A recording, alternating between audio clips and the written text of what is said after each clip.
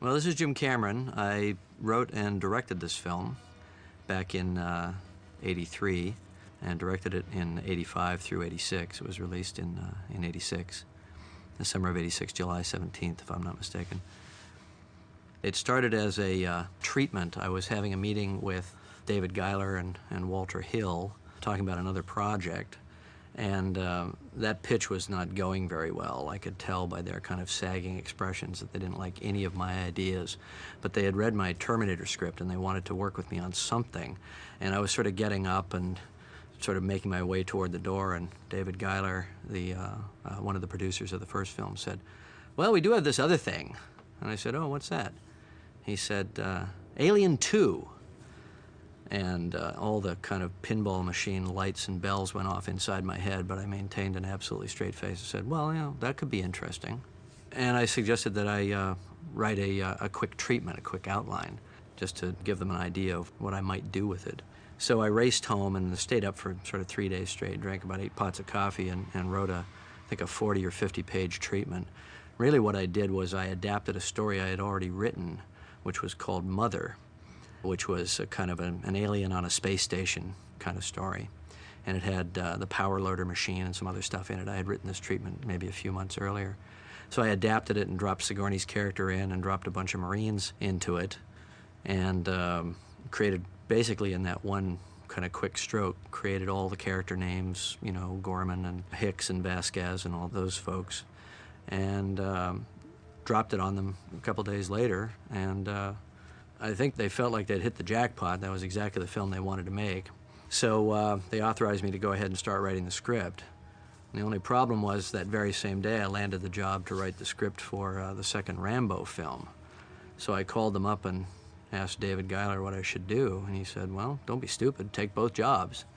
So I took both jobs, and I also had to do a rewrite of my Terminator script because we were going to start production in February. So I basically had a 3-month period where I had to write 3 scripts.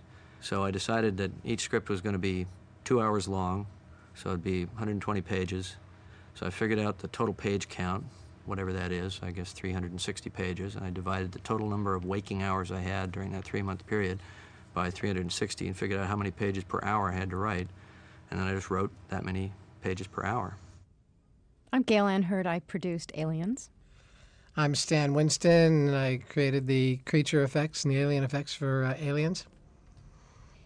Now, I remember Jim trying to figure out how he could make the beginning of this movie impressive. And he said he wanted to use a robotic laser. And it was an afterthought, and it wasn't in the budget. And I remember having the gall to say to him, "If you want to use it, you have to pay for it." Oh. And he did. Is that right? This robotic arm and the laser came out of his pocket. I wanted to create a seamless blend coming from the end of the first film into the beginning of the second film. And I certainly wanted to honor all the things that were good about the first film. So, you know, I went to school on Ridley's style of photography, which was actually quite a bit different from mine because he used a lot of long lenses, much more so than I was used to working with. But, you know, the smoke, the backlight, the textures, the way he forces the frame by putting a lot of equipment and machinery and foreground pieces and so on. I really studied all that because I wanted there to be a stylistic continuity. Now, I also wanted to have my own style, you know, grafted onto that so that I felt enough of a sense of authorship to make it worth doing.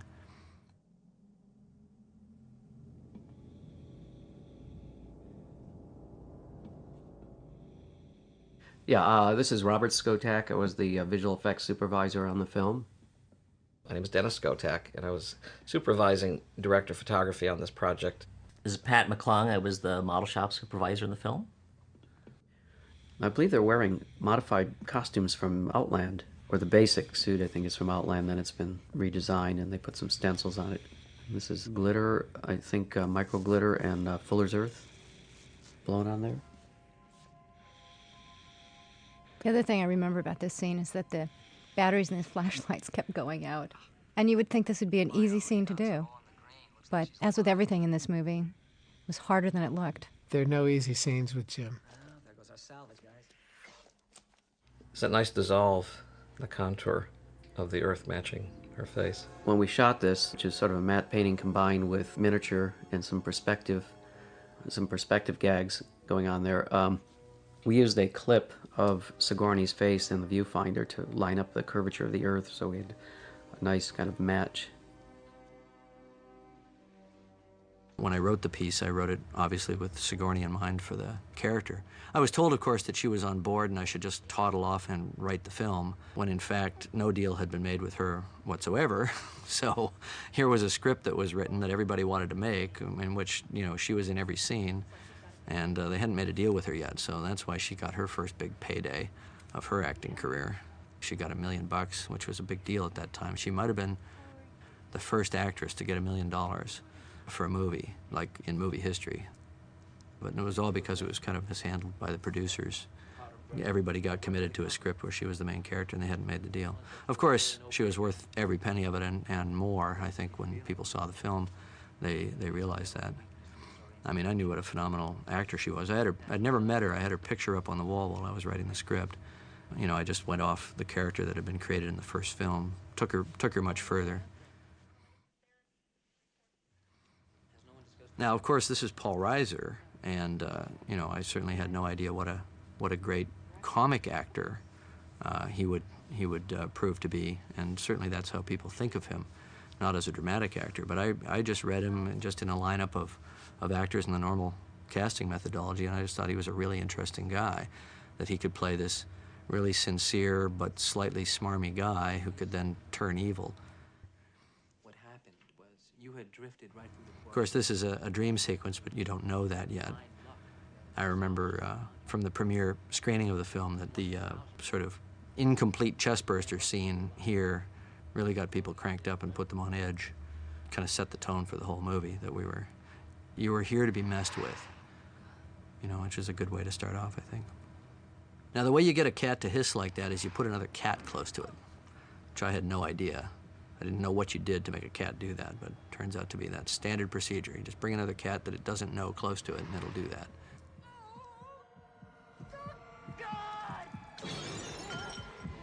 This scene was shot really quickly. It was pretty much all handheld, 48 or 60 frames a second, I think 48. Of course, then Sigourney had to loop all her lines at slow speed, which is always odd. Our first effect in the movie. It's great because it's what you expected to happen, and then it's not what you expect. She was actually under the bed for that sequence, and we build an artificial body from her neck down, and someone is actually under the bed with her, and I can't remember who the lucky guy was that created the illusion of the chest burster pushing its way through her. And it really sets up the character. Mm-hmm. You know, this is her nightmare. And you know that she never wants to have to face it in real life again because she's haunted by it in her dreams and her nightmares. The idea was to create effect as if you're outdoors, and when the camera dollies over, you see it's just a video projection.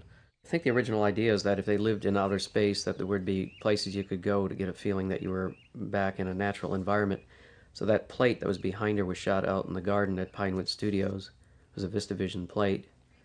And originally, there was supposed to be a birdhouse in the background in that garden, and she would have Jones on her lap, and a bird would fly in, and Jones would jump up and hit the screen, and that's how the audience would find out that she wasn't actually on the Earth. If you just stick to that, I think we'll be fine. The thing to remember is there are going to be a lot of heavy... Here's a scene that was cut from the release version of the film, which became the source of a little bit of controversy with Sigourney, because she later said in print that she had based her entire character throughout the film on this scene, and she was devastated when it was removed. Although at the time she first screened the film, she told me she didn't like the scene, and then we wound up reading a lot of interviews where she had a big problem with that. But we didn't really have a chance to talk about it because we were on such a tight post-production schedule, and we were working in England and kind of in isolation. 2 years ago. I'm real sorry. Even though I liked the symmetry of the fact that she had had a daughter and lost her daughter. That's Sigourney's mother, by the way. So there's an interesting inversion here. She's looking at the face of her mother, but playing it as her daughter.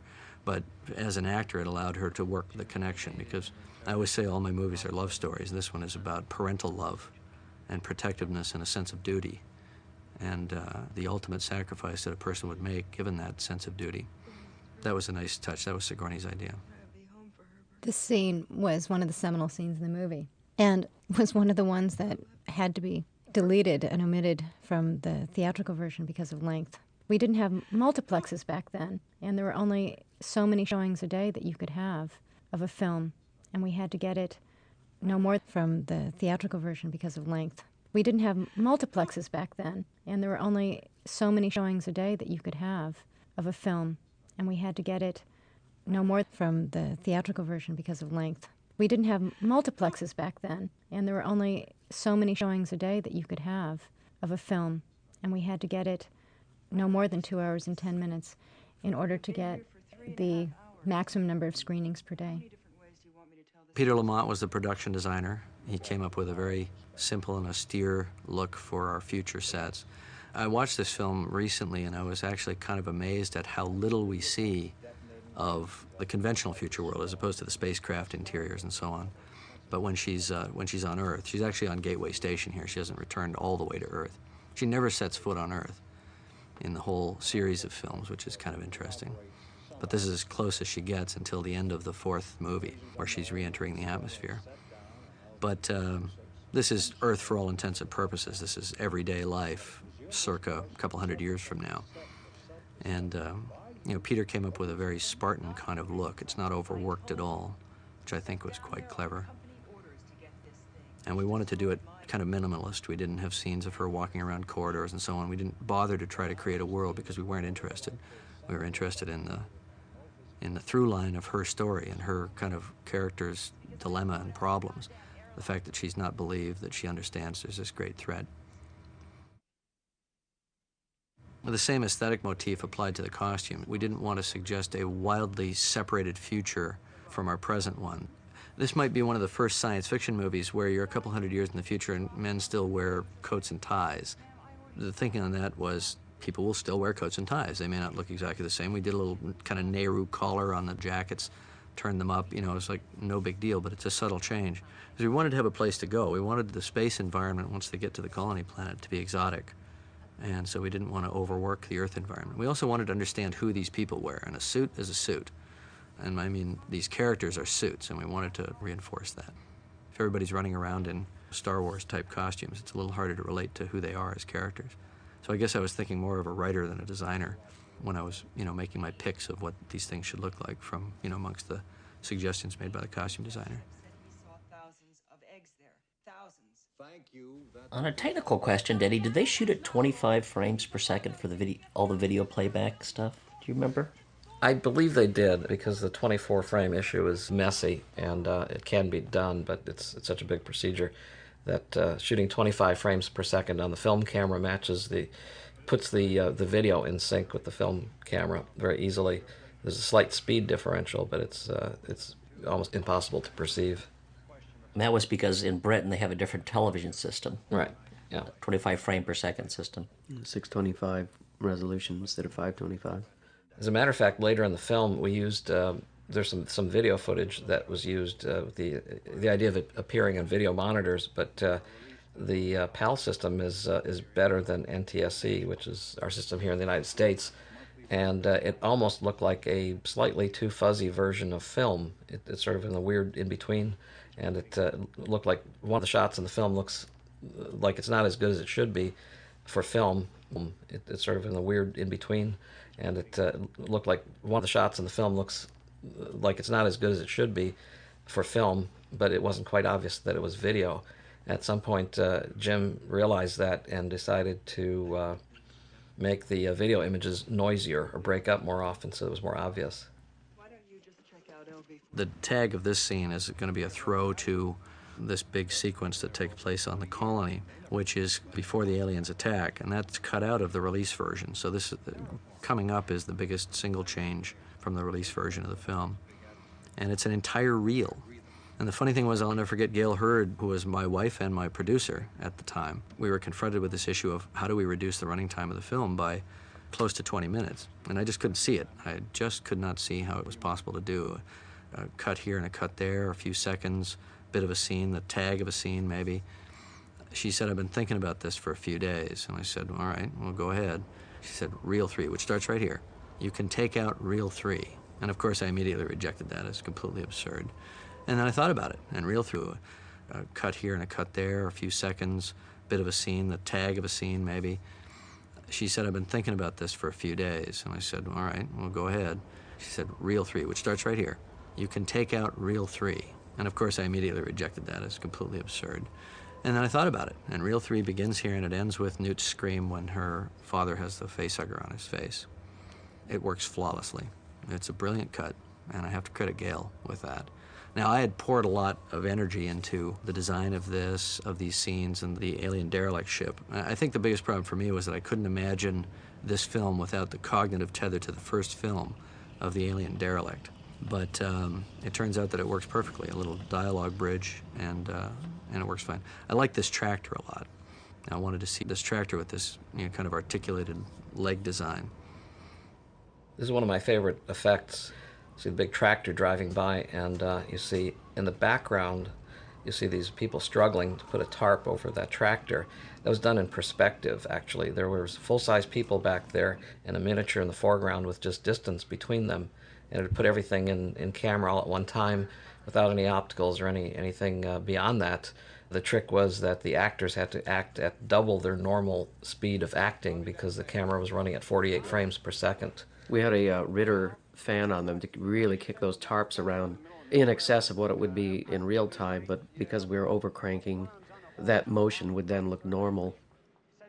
The multi-wheeled vehicle was at the very beginning as a fifth-scale miniature that was radio-controlled that Jim designed.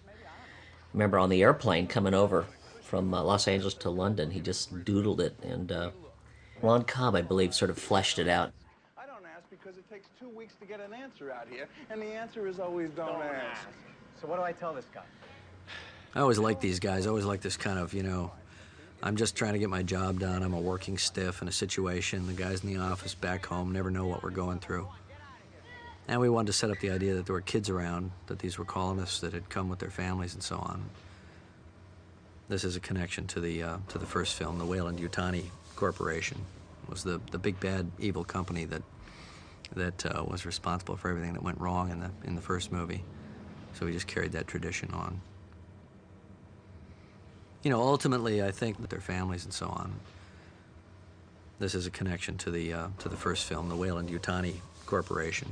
It was the big bad evil company that was responsible for everything that went wrong in the first movie. So we just carried that tradition on. Ultimately, I think that what this scene shows is that at that time I was not as, and maybe never, I'm not as good at Ridley Scott at what Ridley does best, because the suspense and the creation of the atmosphere and so on of this planet is done so much better by him and his film. And so, in a way, the removal of this scene makes the picture stronger because it puts it more on its own turf. We tried to recreate the alien ship, but I don't think we were quite as successful as he was. Of course, in his film, it was a major set piece, and in ours, it was just a stop along the way. Folks, we have scored big this time.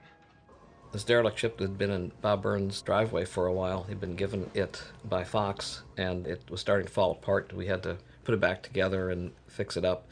Fortunately, though, it existed, so it saved us a lot of model work because it was there and mostly intact, rather than building from scratch. Shouldn't we call in? My name's Carrie Henn, and I was Newt. My name's Chris Henn, and I was Tim Jordan. It's kind of cool to see what James Cameron sort of had in mind, because at the time we didn't really know what was going on. Little did we know at this time that our life would change when they came back from inside. Yeah, that was the first time we got to see the facehugger, was when we opened the door and we saw it on Jay, who played our dad's neck. I was really sad, not only for my brother that this got cut out, but also for everyone watching it, because it shows everyone why I can't stand the aliens, which I think is pretty obvious anyways, but once you find out that my dad was the one who brought it back to the colony. It kind of shows how Sigourney and Newt get the connection too, as the mother-daughter, and they have the same enemy. Yeah. And this was interesting to see because it wasn't something we saw filmed. When it happened, they just got out of the car and that was it. Yeah. Yeah. Kind of ties it to the first one, because it's the same place that they went in the first movie, first Alien. You have another one of our first creature effects that was like the introduction of the facehugger. All these things were so daunting to me psychologically because these had now become iconic characters: the facehugger and the chestburster and the warrior aliens. Of course, the Queen was brand new, but we also wanted each of these to have their own life in this movie, and at the same time be legitimate to the original. So, to the very discerning eye, if you look at the facehugger from the original, from Alien, and you look at the facehugger in Aliens, there are subtle differences in the detail, more attention to detail as far as the creature itself. That was genuine scare. I didn't know that they were opening at that time. Yeah, it kind of freaked us both out. And this is where James Cameron asked me to scream for the first time ever. And I screamed and everyone stopped and stared. Could shatter a glass with her scream. I always liked that sound cut. We spent a lot of time on the sound on this picture. The picture was mixed by Graham Hartstone. That time. Yeah, it kind of freaked us both out. And this is where James Cameron asked me to scream for the first time ever. And I screamed and everyone stopped and stared. Could shatter a glass with her scream. I always liked that sound cut. We spent a lot of time on the sound on this picture. The picture was mixed by Graham Hartstone, right at Pinewood Studios in England. And I remember mixing it for a long time, I think 7 weeks. And there's some really nice sound work in this picture, and I learned a lot doing that because my only prior experience with a mix was on Terminator, and that had been done really rapidly. I'm thinking it was done in sort of 4 or 5 days. Not a very sophisticated mix at all, and I didn't know anything about it, right at Pinewood Studios in England. And I remember mixing it for a long time, I think 7 weeks. And there's some really nice sound work in this picture, and I learned a lot doing that because my only prior experience with a mix was on Terminator, and that had been done really rapidly. I'm thinking it was done in sort of 4 or 5 days. Not a very sophisticated mix at all, and I didn't know anything about it. So I learned an awful lot from Graham and the Pinewood mixers. This is Bill Hope. He's a Canadian actor. He was working in England at the time. So again, here you see her whole world is really created by a pretty simple little set of a corridor and her kind of little efficiency apartment on the space station.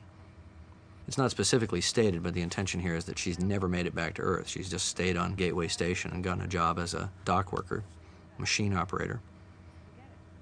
Foreshadowing. Adding loaders and forklifts and such. What does that mean? Well, I guess we'll see if we watch. This is exciting. Yeah, I think the intention was that, I'm a child of the 60s, and, the prevailing myth at that time was that the Vietnam War was all about protecting American business interests in Southeast Asia. And, of course, we wanted to have the evil corporation here. I think the idea is that the corporation has the contract to establish colonies much in the sense that the Dutch East India Company might have controlled that whole area of the world, and that Colonial Marines don't work directly for them, but are called in as a security force whenever the interests of the parent country of wherever Weyland-Yutani is, although it's probably a multinational, given the name. I never really got into that relationship, although I think your model for that is, colonial America got into that relationship, although I think your model for that is, colonial America or the Caribbean back then, where, military detachments were sent as security for the major corporations who were bringing back the resources and wealth to the parent European countries. So it's probably some kind of very entangled relationship. I don't think the Marines report directly to the company. And you can see there is a separate chain of command when they're on the mission. They don't take orders from Burke, but Burke certainly makes very strong recommendations to them. So they definitely have a lot of clout. If you go, come on, that's a second chance kill. I think personally for you would be To be perfectly honest, at the time I made the movie, I knew diddly dick about how big corporations worked anyway, so to me they were just this big shadowy entity. I know an awful lot more about it now, and I actually nailed it, I think, pretty close. I think that if you look at places of major corporate culpability, like say the Bhopal disaster in India, where 3,000 people were killed because a major international corporation cut corners on safety. You know, there's many, many instances throughout history where just by kind of negligence, corporations have been responsible for many, many deaths, but always kind of off the radar, always in distant, remote places. So if it's going to happen, it's going to happen on a colony.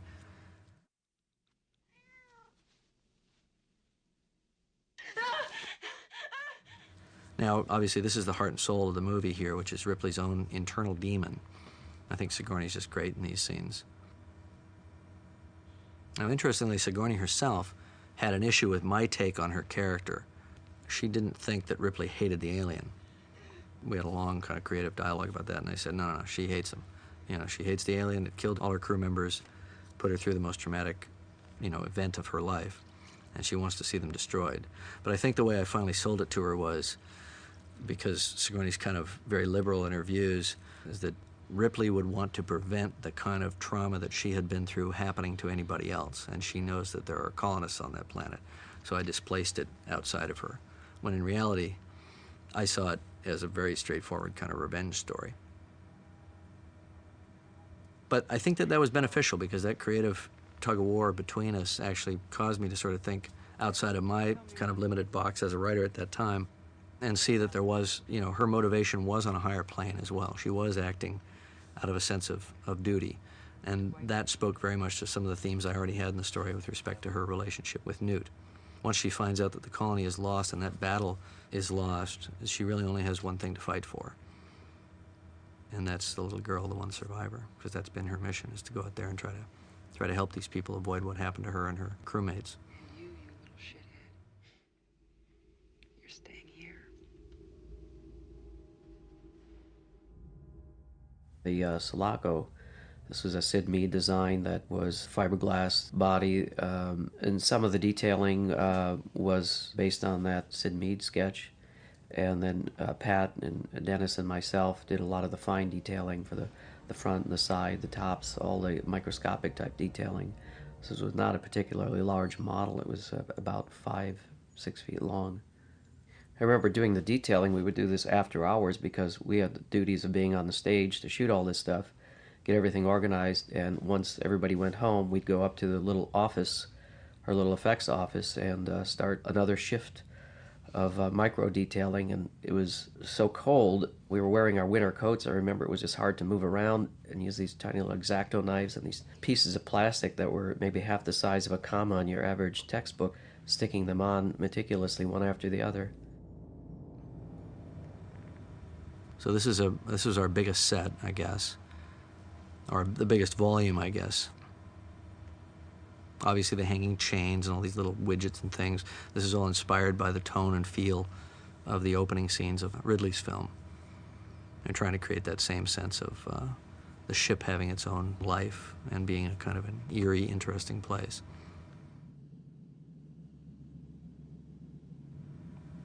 We had a big budget cut, or we had some over budget. We had to save some money, and the budget for this set got cut. And Peter Lamont came up with a great idea. There's actually a mirror at the end of the set, and there's another mirror behind the camera. I think we only had 3 of those hypersleep capsules, and we just mirrored them out to make them into, or I think we might have had 4. We mirrored them out to make them into 12 or whatever it is. And if you're clever, you can see where the mirror is, but to be perfectly honest, I can't see it right now. See where the mirror is, but to be perfectly honest, I can't see it right now.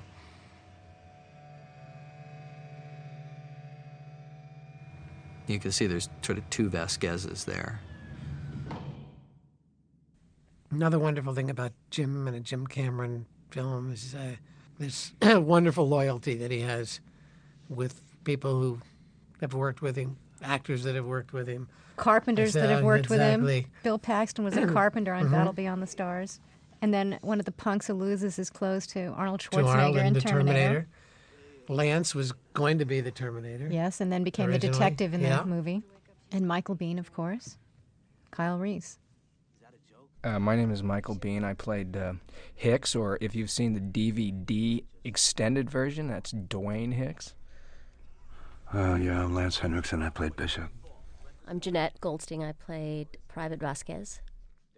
And I'm Bill Paxton, and I played Private Hudson. And I just want to say it's great to see you guys. It's fun to get together every 20 years and look at movies we were in. I'm sure they'll put that on the...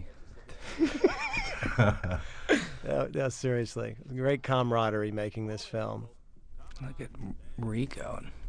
Rico's Putting all the shame. Rico's. I gave up early on trying to have a physique against you guys. Jesus, Rico has to walk by. That would have cut into my drinking time. Wow. I was really doing those. Were you standing on a box? No. Okay. We'll say this once and for all. Wow, look at that. Oh. Spunkmeyer. Yeah, in the Pike, 5x5. I always liked the way she said that. Well, actually, you know, those are the hard ones. And What's those the deal with Mark? What did myself. Mark have on there? I don't remember him wearing all those Scars and bones. Chicken bones. Chicken bones hanging. Well, actually, I think Jim had put the chin-up bar up there to make the line, anyone ever mistaking you for a man work, because in the T-shirt, I don't think anyone would have taken me for a man. So he said, how can we make this line work? It's not working. So he said, can you do the, behind the neck chins? I said, yeah. Is this the scene where you guys do the thing with the knife? Yeah. I never understood. You guys can tell me. I remember saying it at the time. Well, Jim, what about, and just like, shut up, Michael. I know what I'm doing. Why he put my hand your hand on top of his? Okay. What was the reason? What happened was that Jim had wanted me to do it like a demonstration, right? And we got right to the moment, and I said, Jim, this is really going to be boring, man, because there's nothing to see me do that, And I said, what if I put my hand on Billy's hand? And since I won't hurt anybody, I would never hurt him. That it would make it more interesting. I never understood what Bill was so scared of, because his hand was underneath. Is it underneath? I know, it should be on top. You know what happened with this? After the movie was done, we all went out and partied, right, and drank a lot of beer. And I remember a voice in the middle of the night saying, you got to come back, because when they sped up the film, it looked phony. Yeah, we had to do this, Charles. Remember? We had to come back. And that's when I caught your pinky by accident. Oh, just barely touched it. He almost died. I had to have cuticle They rushed him to reconstructive the fucking cuticle hospital surgery and on everything that. else. But anyway, That's where Bill got it was the idea. more interesting with on his hand. This effect, by the way, was one of the first uses of this camera with a variable speed. Magic cam? Yeah, which is used a lot now, but it was a first here. What's great about it is that you could start out at 24 frames per second, and then the camera, without having to cut and set up a separate camera, would automatically adjust for either faster or slower frame rate, and then Change go back. the aperture while it was changing its speed. Do you remember Lance brought over his knives? Do you remember this? No, I didn't. I met Lance Henriksen at the airport when he was coming over from the U.S., and they have much stricter weapons laws in England, and he'd packed the knives that he'd been practicing that effect with in his suitcase. And he said, and what really makes me nervous is I'm always the one that they check to do the luggage search when going through customs. And I said, stick with me. And he said it was the first time he'd gone through customs without having his luggage searched. And I thought, oh, that's great. We're going to have an actor coming over here with concealed weapons. Was it an older model? Yeah, the Hyperdyne system's 128.2. Well, that explains it, and the A2s always were a bit twitchy. That could never happen now with our behavior. The great thing about Bishop is if you watch the film again, knowing the outcome, he plays it completely innocent. He plays it as this very helpful, compassionate guy, but he looks so sinister, and you know enough about these synthetics from the first film that you just never believe him. And the interesting thing is he totally is playing it on the square the entire way through the film. So this is a miniature, and it actually starts off with a miniature and pans off onto the full size. And there's a little bit of a foreground set piece on the left that's a miniature also. It's another Skotak shot. Forced perspective shot. All right, listen up. Morning, Marines. Now, I knew nothing about the U.S. Marine Corps at the time, although curiously, while I was making this film, my youngest brother joined the Marines and was in for 6 years. I now know an awful lot more about the Marines, and they are much more disciplined than these people. And I just would like to apologize to any Marines who happen to be listening that we did not get that part of it right. These guys are definitely Vietnam-era regular Army, toward the end of their tour kind of motif. The film is obviously informed by a lot of the imagery from Vietnam, the idea that, they put painted flowers on their helmets and things like that, and there was a real discipline problem. Of course, that was also amongst a lot of draftees at that time. So we're kind of mixing our metaphors a little bit here. Later, it seemed to come off by itself and die. Did you chew gum in every scene in the movie, Bill? Or? I tried to. I needed some kind of physical some little thing. hook. If you watch my performance, I'm always doing something. Chewing gum. I have to indicate. That's all I could do in those days. Everybody's archetypical in this thing. I don't remember all the stuff hanging off of Mark, man. Look at all that crap hanging off of him. Chicken bones. Look like a 15-year-old boy. That's what we liked about you, Jan. Was this the day, Michael, you were passed out by the lockers and Sigourney walked by and said, "There's my leading man"? Am I mistaken with another day? Somewhere around in here. Wow. Had to audition. I had to audition. Did you? Oh, they made you audition Yeah, for Fox, probably. Yeah. Well, the reason, no, it wasn't for Fox, but they had a limit on how many Americans they could bring over. So they auditioned a lot of Englishmen for that role. The casting director, Mary Selway, and I had to meet every member of the North American Registry from British Actors Equity who was interested in being in this film before we could bring anyone other than Sigourney over from the United States. And I think we must have met and auditioned 3,000 people.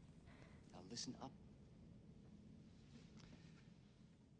I encouraged the actors to customize their own costumes and armor and so on, personalize everything, to give the impression that they had been out a lot, that they were seasoned, that they had been away from command authority on their own a lot and were good enough at their jobs that they were allowed these kind of latitudes.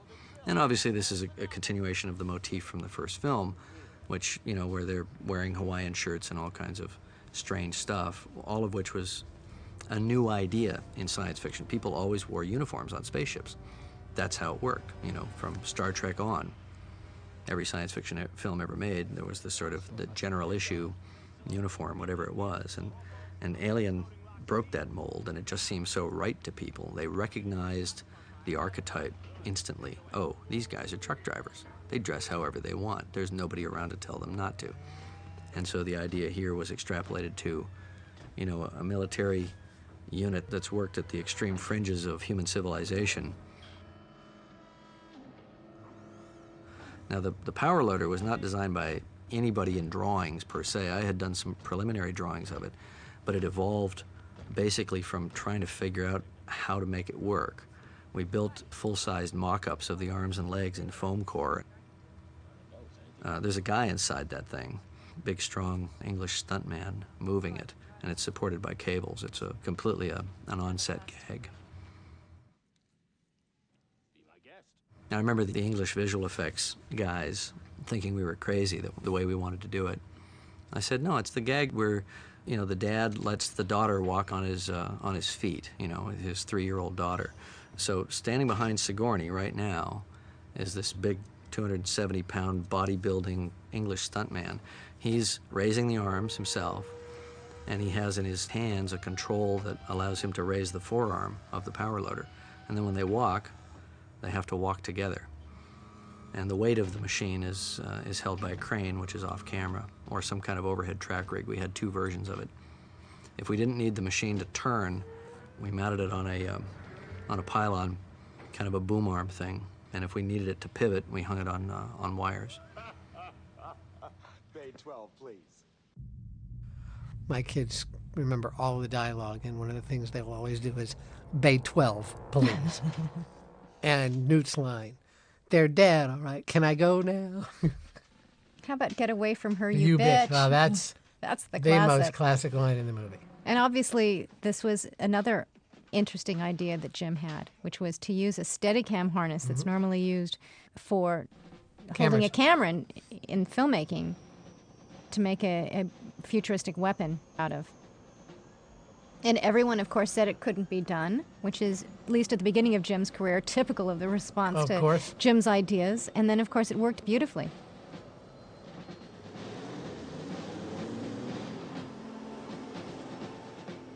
And these were aircraft vehicles. They were the tow vehicles that were used to bring jumbo jets, 747s, to tow them into the jetways at Heathrow Airport. And then we had the skin was fabricated by metal workers locally in Slough, England, which is near Pinewood Studios. The basic framework was an airport tug. It was a vehicle that had four-wheel steering, and it weighed, I think it was, I don't know how many tons. So they had to strip the body off and strip a number of tons of weight. I think it was 72 tons when it started out, and it wound up being 28 tons when it was done. The whole thing is full of mechanisms, so there, as you see when they open the door, there's nothing inside. Now we cut to an interior set piece. And of course, this interior is a cheat because it's larger on the inside than it. That magic space. This amount of set wouldn't have fit inside there, but it's a movie cheat that works pretty well. Do you remember when the ceiling of this collapsed? We were shooting. I'm not sure if it was this scene or one of the scenes later on, but there was so much set dressing hanging from the roof of the APC set that at one point it collapsed.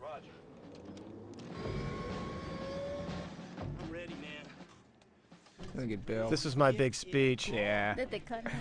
My big speech. God, I stayed up late trying to learn this thing. You used to work hard, Bill. I worked so hard. You got God, I killed myself to make it work. I guess it has to do with Jim and my relationship with Jim. I thought it was your work ethic. Yeah.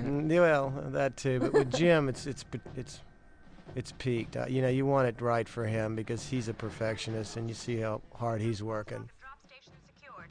Affirmative. All drop stations secured. So these are all miniatures built by Bob and Denny Skotak. Fairly large miniatures, as I recall. Now, when we shot this scene, Bill Paxton said we're on an express elevator to hell going down, and the grips shook the set, and the set collapsed on us and split open my scalp. So I'll always remember that line. Well, the caught fire and the roof came in all on the same day. That was like all. Yeah, and it hit Jim in the head. And I saw blood start spurting out of his head, and it was right where Sigourney was supposed to be sitting. So it was a good thing it hit Jim and not her.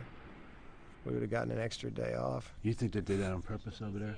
No. I'm just asking. yeah. At that point, I think maybe they would. In the Pike 5x5, my favorite line. All these shots during the descent, it's just me grabbing the back of the magazine of the camera and shaking the hell out of it. The poor camera operator had a bruise around his eye, because sometimes I'd kind of whack the magazine too, just to give it a sharp jolt. This is all my shake of the camera. But the problem is the operator can't do it himself. It just gets into this kind of bouncy rhythm if the operator tries to do it. It has to be imposed from the outside, and then they fight it, which is the natural reflex.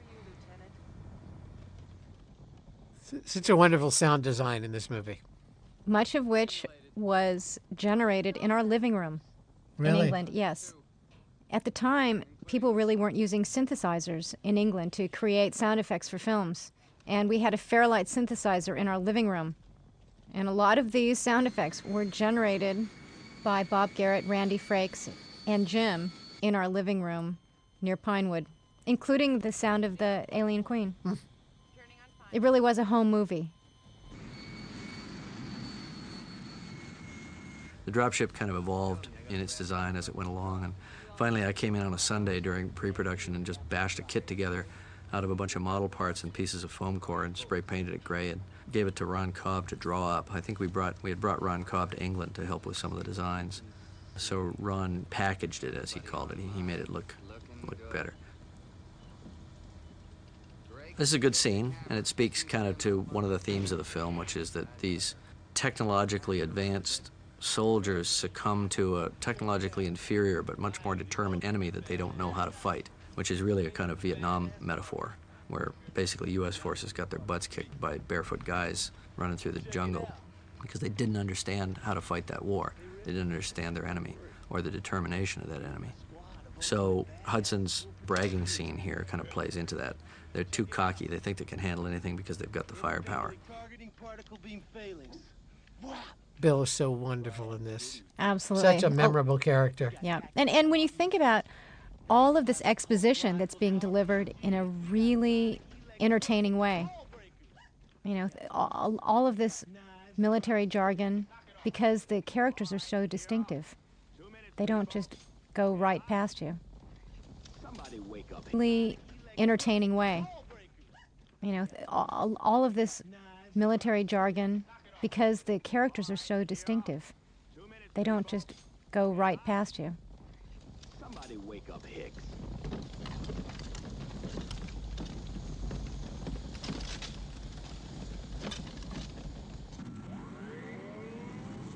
So we were trying to go for a, kind of a transformer effect here, where it deploys these weapons pods. Where's the damn beacon? Oh, I see it. More handheld rear projection to kind of put you there. Because what I had noticed from a lot of science fiction films, even the first Alien, was that you've got all this kind of handheld claustrophobic stuff, and then you cut to the window shots, and they're just these static kind of cutout mats, and it violates the flow. So we wanted to have continuity across those cuts. So we decided to do all the views out the windows as rear projection handheld. Storm shutters are sealed. There's no visible activity. This is just a regular handy cam, regular 8 handy cam, whatever the standard was at that time. This landing of the dropship was quite a complicated thing in terms of trying to hit a mark while shooting at high speed. The dropship, of course, was shot overcranked, therefore the model had to be really moving fast, and those legs were fairly frail, the landing legs, so we would do take after take, and the landing legs would get crushed. Now, interestingly, this film is not a widescreen film. If I had it to do over again, I would have shot it widescreen so that it was more consistent with the first picture, but I didn't like anamorphic.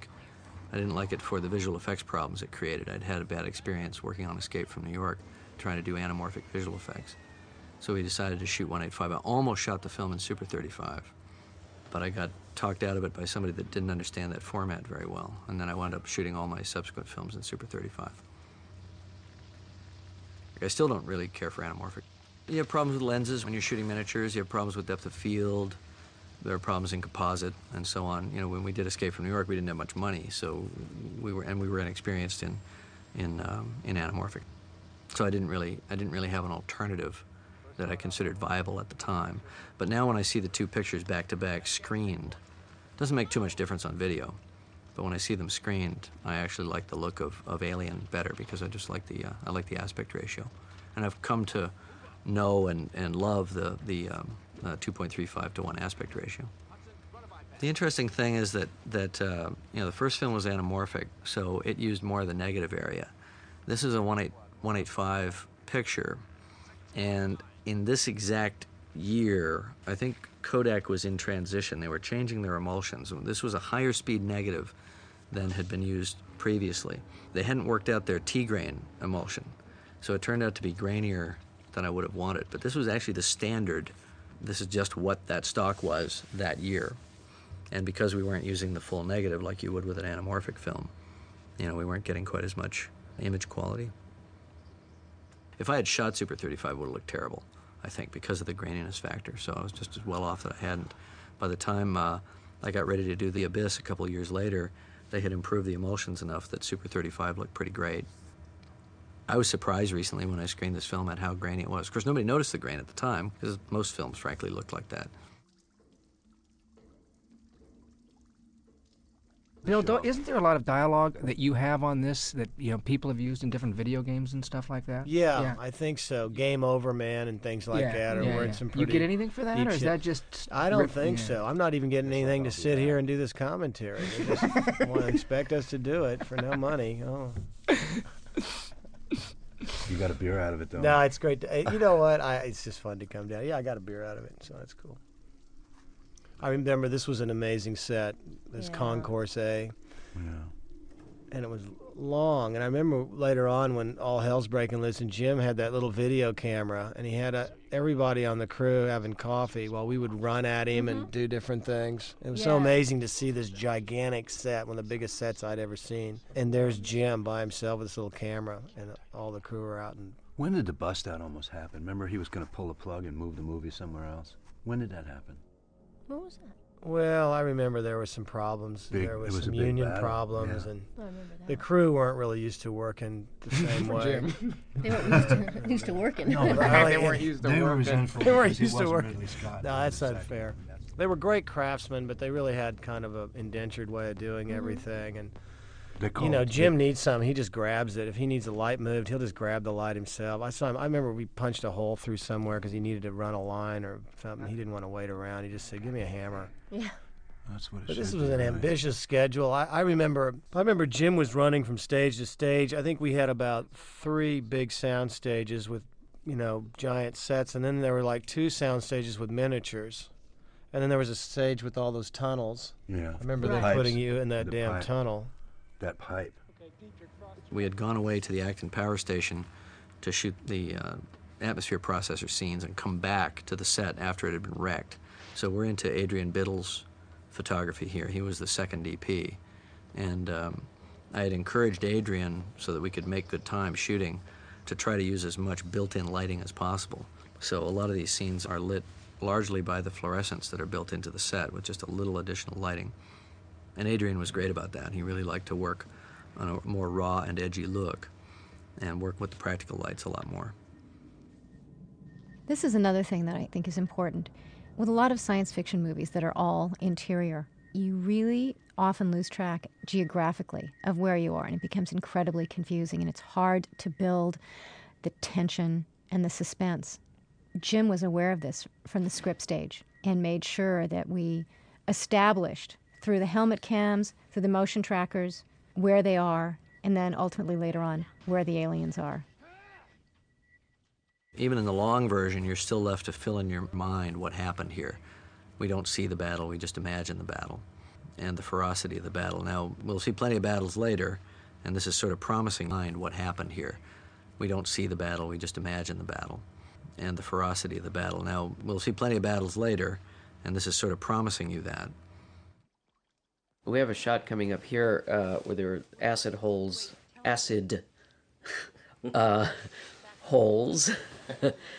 eaten into the floor by these so far unseen aliens. And of course these sets were not double-deck sets, so Jim wanted a scene where one of the characters looks down through one of these holes, and I think Bill here spits down into it to give some perspective. So this down view we actually shot on our miniature stage. We layered the set and photographed that. Oh, this is where you spit. Remember that? And they did it in miniature. Miniature spit. They even did a miniature spit. That's the miniature spit right yeah. there. It was sort of funny to get that spitting effect. Was actually not spit. It didn't turn out that it worked very well. So I think it was a combination of milk. It was milk and water and an eyedropper that was put right underneath the lens. The complaint from the studio was that the film went on too long without anything really happening. I kind of was trying to just, wind the suspense tighter and tighter before you actually saw anything, before we paid it off. Consensus from the studio at the time was we were just kind of jerking around, not giving the audience anything. And I think that unfortunately too many movies that I see now, they just kind of, it's all up front. You just start seeing stuff right away and there's no sense of a build. At the time was we were just kind of jerking around, not giving the audience anything.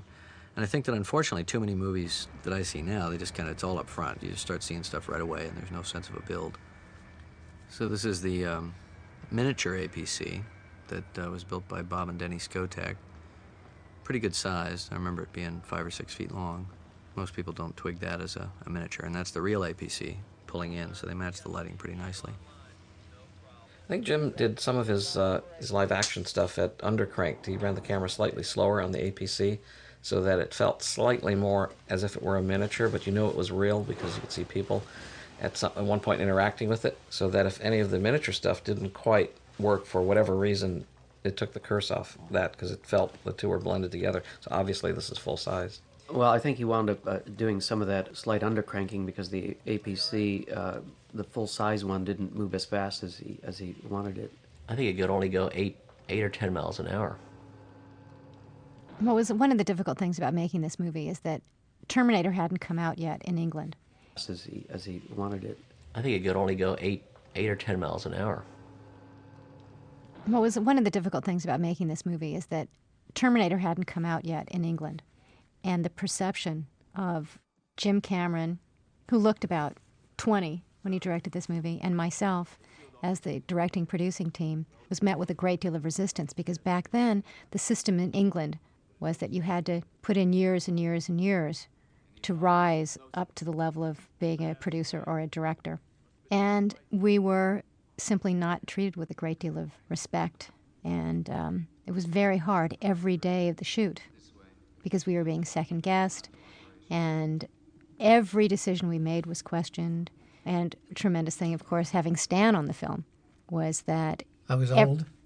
No. Was that You were a cheerleader for both of us. By demonstrating the respect and the enthusiasm that you did, I think other people gradually relented.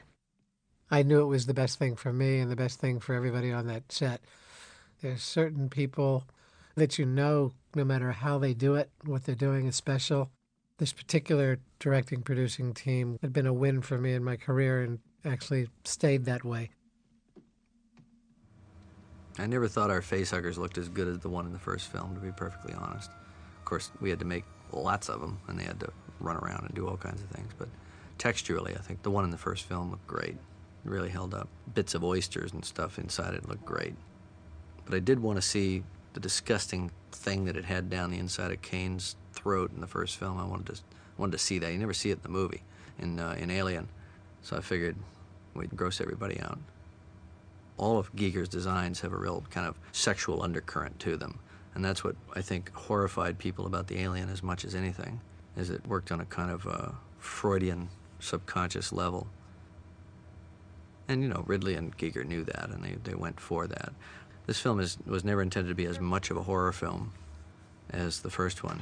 It was working on a kind of different thematic level, but I still wanted to be true to some of those ideas, some of those design concepts. It would be natural to assume that I'd want to work with Giger, but for some reason it just didn't occur to me at the time. Maybe it was because we really only needed to design one new creature, and I had already designed her by the time I wrote the script, being the Alien Queen. I guess maybe it was just my own ego as an artist. I just felt like, you know, he'd made his stamp, and I knew from what I'd read that he had to do everything his way, and I had a very specific idea for the Alien Queen to extrapolate beyond what had been done before, and I kind of got the impression from what I read that I wasn't going to get quite the dynamic character that I wanted. And, you know, in a funny way, part of what attracted me to doing this film was the opportunity to really do cool design stuff. So maybe I was just a little bit too in love with the idea of designing the creatures and designing the weapons and doing all that stuff.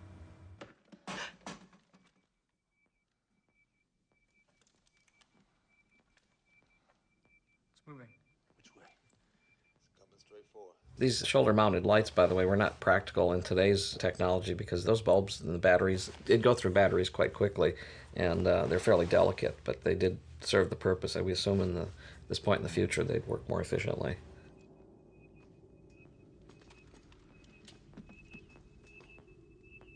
But I remember when we were crewing up, the department heads would come in and meet with me before they met with Jim. And it was kind of a two-tier process. And a number of them came in as heads of department and said, who's really producing this movie? And I'd say, I am. And they'd say, no, you're the director's wife. You get the credit, but who's really producing the movie? And it was really difficult for me to maintain a sense of calm. Never worked with a better producer in my life. And great directing, producing team. Because you're one of the few people that actually stands up and talks to Jim. There's an intimidation factor there. I feel fortunate that I had that relationship with him and you for the films we've done together, but never worked with a more diligent and intelligent and unfortunately tough producer as you. Thank you. Beat me down financially, I'll tell you. Well, this is what we need. Well, this is what you got, dude.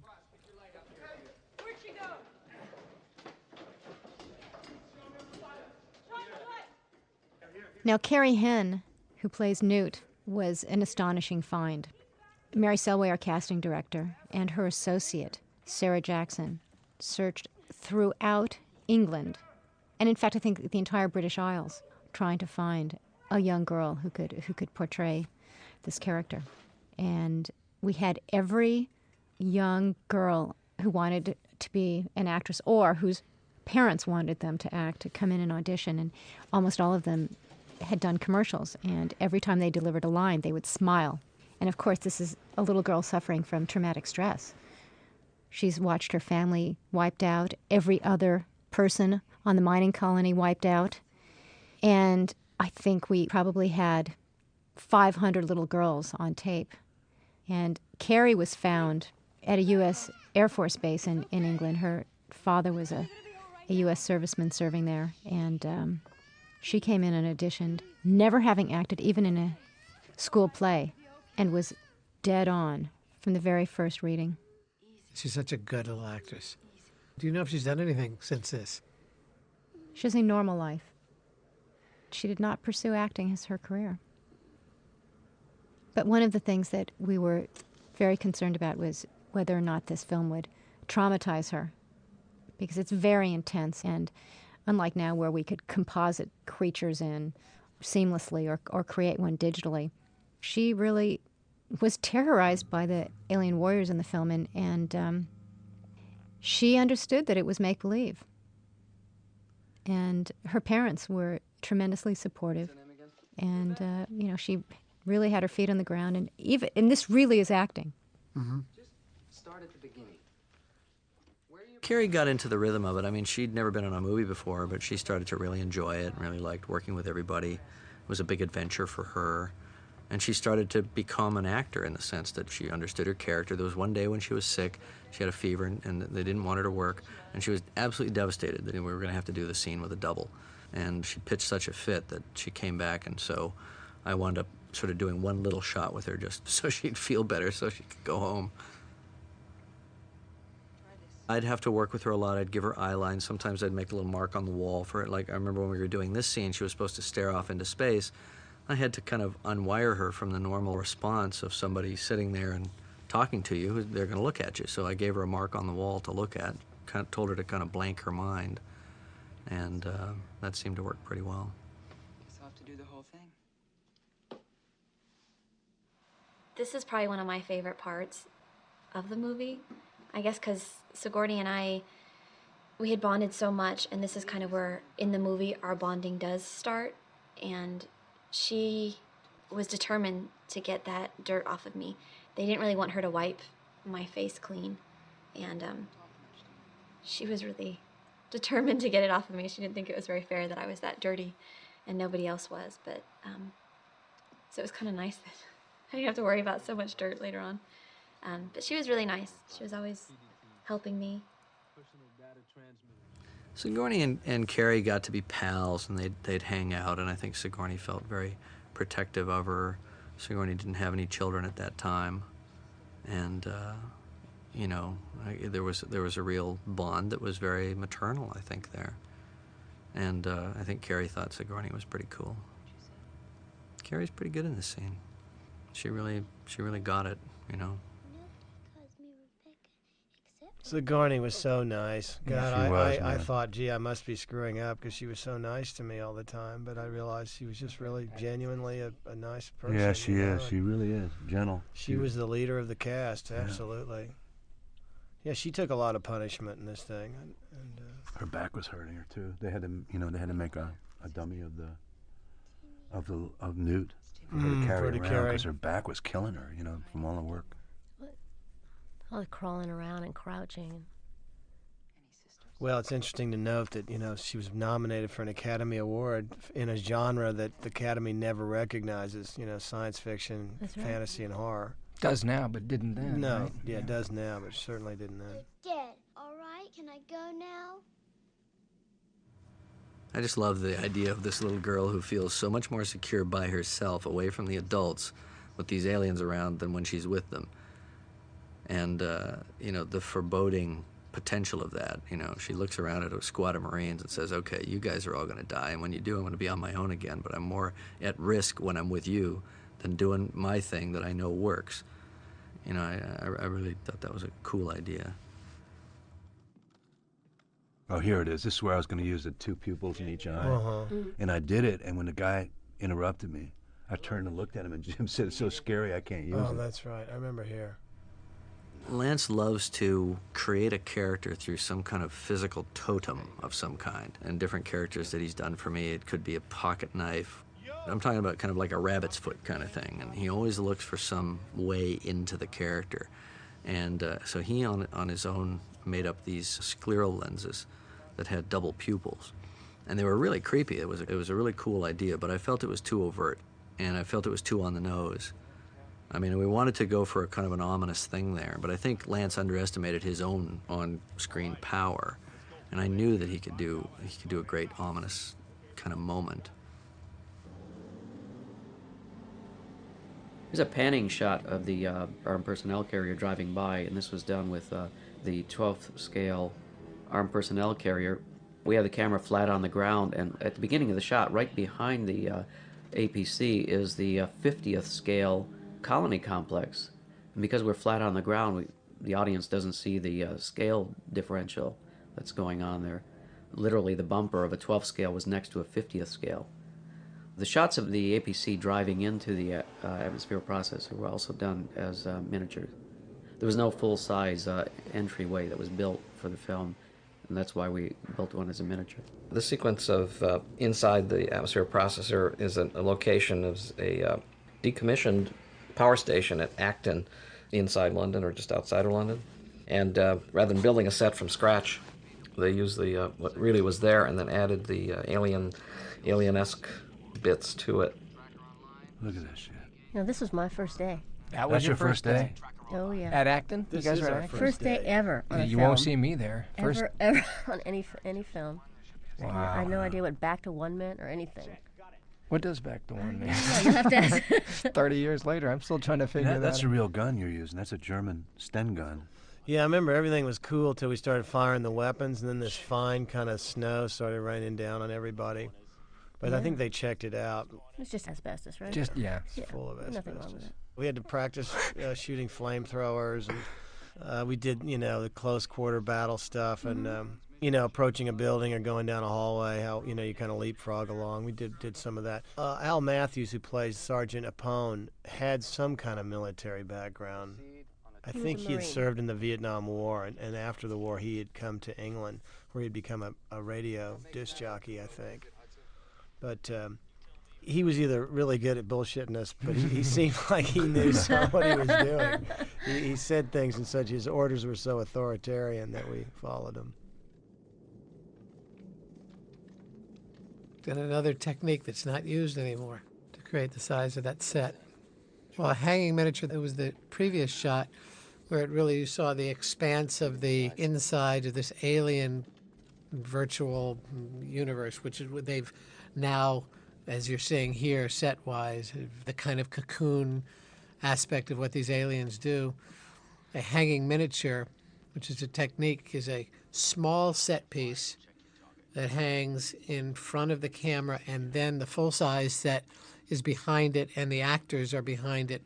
And the illusion is the set is huge and expanding up and over everyone, when in fact the foreground of the set piece is a miniature, the background of the set piece and all the actors is normal size.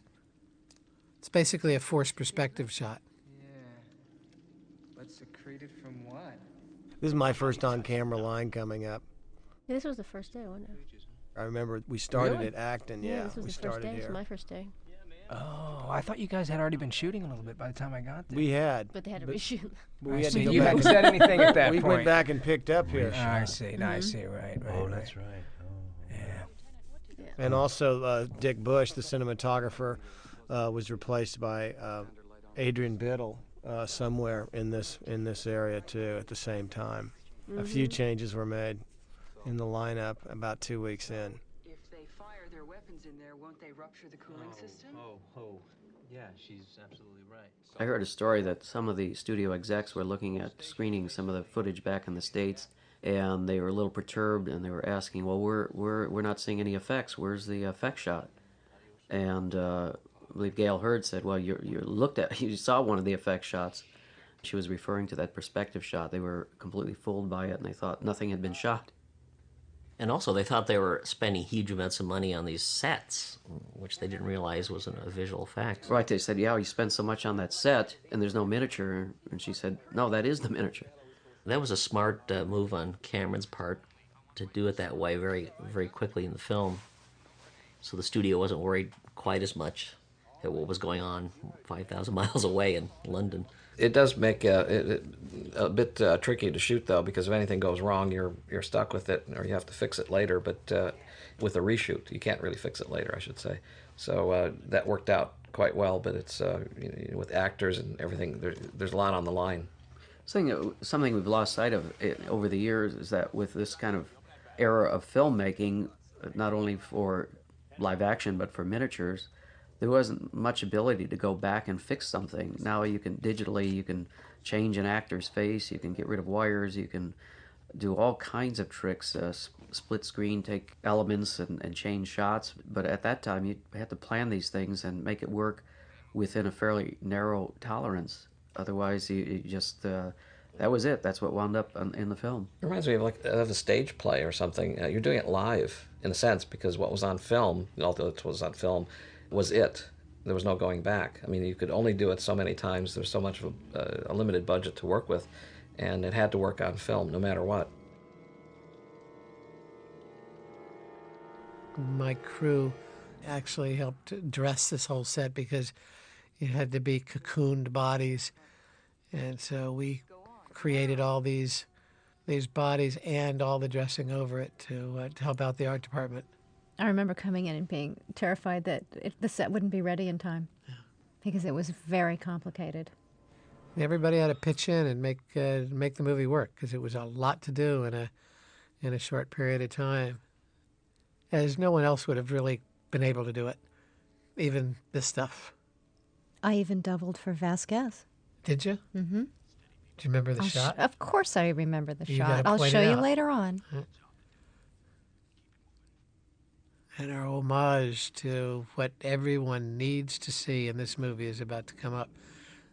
This was a very tough scene to create, which was the chestburster scene. Again, a duplication of head and entire body.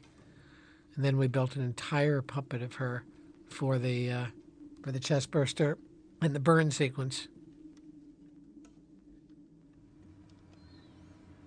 That was one of those things. James Horner came up with this music sting when she opens her eyes, and I always thought it was totally over the top. What? And then I saw the whole film kind of put together with the score, and thought, no, that's what we need. I thought, how can you sting somebody opening their eyes? But it works. Oh, yeah. Mm-hmm. She shouldn't have had the bangers with MASH. Oh. Oh, my God. Kill it. Fry it. Come on. What are you doing, Hicks? Yeah, that's a nasty shot. It's a nasty shot of that thing. It's a good shot of it there, kind of getting fried. Oh, gosh. Here they come. Ooh. So I do think our chestburster looks a little cooler than the one in the first film, more articulated. Stan Winston's guys really did a good job on it. John Rosengrant and Shane Mahan. Ooh, look who's back. Yeah. Another, one of our problems to solve for this movie was creating the whole army of warrior aliens and being legitimate to the original movie, but having to improve on it for movement and for the look of being able to really study them. The original Alien, they were rubber suits and very difficult for the actor to move around. And he was very tall and very skinny, as I recall. Yeah, and so what we had to do, because Jim wanted to do a lot of very interesting moves with the warrior aliens, was we came up with a technique to create the suit that really involved a lot of spandex and pieces on it. And then we actually designed these set pieces for the aliens to fit into the walls, like the one that is behind him there, so that the camouflage would work. An enormous amount of wire work for all of these stunt alien performers, which required that the alien costumes be extremely user-friendly. So this scene was completely inspired by the scene in the first film where Dallas is in the air vents and they see the signal moving and they kind of get a little freaked, and Veronica Cartwright says, "Get out of there," and he makes the wrong move and gets killed. That's probably one of the most suspenseful scenes in the first film, and so I just took that idea that they're getting these readings that are getting them spooked, and then they make some bad moves. Form follows function, and this is a perfect example of it. You start with what it is you want to achieve, and once you have that, you can design it. So the actions and the performance is consistent with what you want in the finished film. And believe it or not, very few people work that way. They just want to come up with something that's cool. And then, of course, you spend hours and hours and hours trying to get it to work for the ultimate film. Fortunately, I happen to agree with Gail. Because my background is as an actor, and really I come from a place where the creatures and the characters are wonderful to look at, but ultimately it's always about their performance, and we have to figure out how they're going to be able to act and create a good performance, or it's a waste. And so that's really always at the top of the priority list of when we're creating any kind of a creature, is what is it going to do and how's it going to do it. And what he really does is create a character, and that's why I think his work is so unique. And when you look at a film, you can always tell who's done the creatures if they actually have a character, because he creates a character that can act and perform. I mean, the whole film, in a sense, builds to this moment where the power transfers from the authoritarian structure to the individual who takes action. Ripley's not supposed to do anything. She's just there as an observer. We're coming out to a sequence here where Sigourney takes over control of the APC, and this sequence is comprised of live-action shots, but as it comes down this hallway and is banging into pipes and into the walls and sparking, that's all done in miniature. In some cases, the cameraman was, because the set was mounted at an angle, was on a cart, a wheeled cart, and was rolling backwards as the radio-controlled APC was coming at camera. There was a point when he was just put into free fall, rolling backwards downhill, photographing what was in front of him as he went backwards. Here we go. This is the shot Enacted. Well, there was a this shot is when, also miniatures. Yeah, there's a shot with a full size when the brakes didn't work. I don't know if you remember that. And Yeah, it took out the camera, and luckily it was a remote operated camera. It was locked the shot off. where we were actually crushing a alien warrior when it broke through. Yep. This is the shot, actually, when it took the camera out. Then there's another shot where it takes down an alien.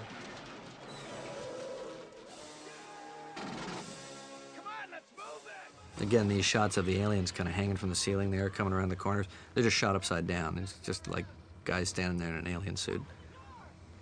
And we, set up some alien puppets, made out of foam, and filled them with gack and guts and yellow goo, and blew the hell out of them with primer cord, as I recall. Made a big mess. Minuscule things we had to do on this, but they were important, like creating burn appliance makeups for when the acid would hit. Here's a case right here where the alien comes up, splats, and the blood is right here, and quick cut, but prosthetics used. John Richardson was the physical effects supervisor on the film, and I remember I was at his shop, which was on the lot, and they were testing one of these flamethrowers, and it was a real flamethrower that they had built, and this thing would go about 20 or 30 feet. So every time you see flames coming out, it's sort of the real thing. It was a little scary. When we did the fire inside the APC, there was something that they had used to age the set, some kind of wax-based substance that the art department had dabbed on to make the set look more kind of like a used military vehicle. And the heat caused it to vaporize, and the actors kind of got this strong sense that they couldn't breathe and could cause their throats to kind of close up. Bill tells a story, Jeanette is going like this, and Bill remembers thinking, wow, she's really coming up with some great stuff here, and she really couldn't breathe. So I don't remember what we did about that. Probably just kept shooting. I think we just kept the fire out of the inside, kept going.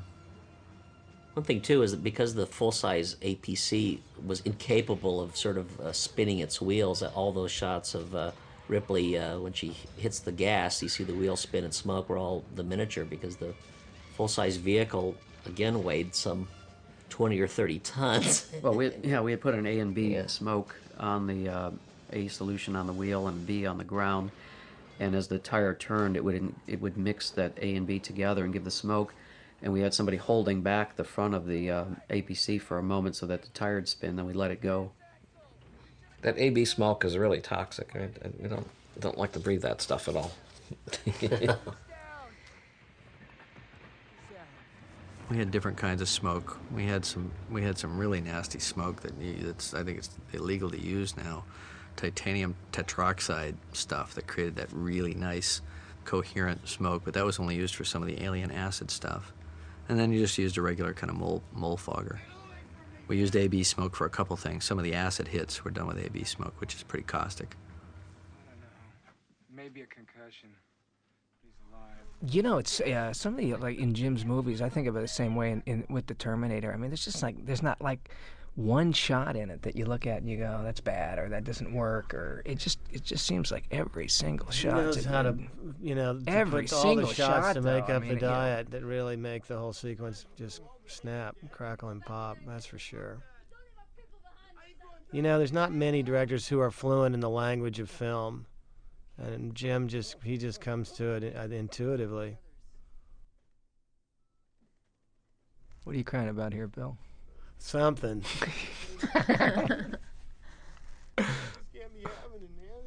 Somebody was always telling you to relax. Yeah. You know, it was one of those characters that I just felt like, God, the audience is going to be so ready for this guy to die so quickly. And you had a good death scene in it, though. This was kind of weird at first because I wasn't quite used to all the cussing around me, and Hudson tended to say a lot.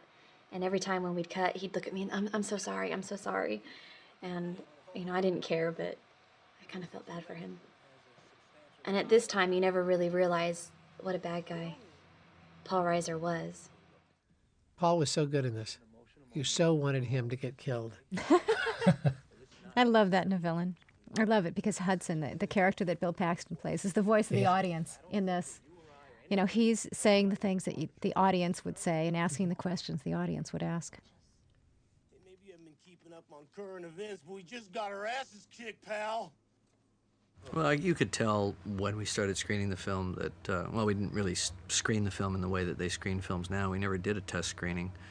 But, you know, at the premiere, let's say, which is the first time I saw the film with an audience, which is unthinkable these days, we could tell the audience really liked Hudson, really connected.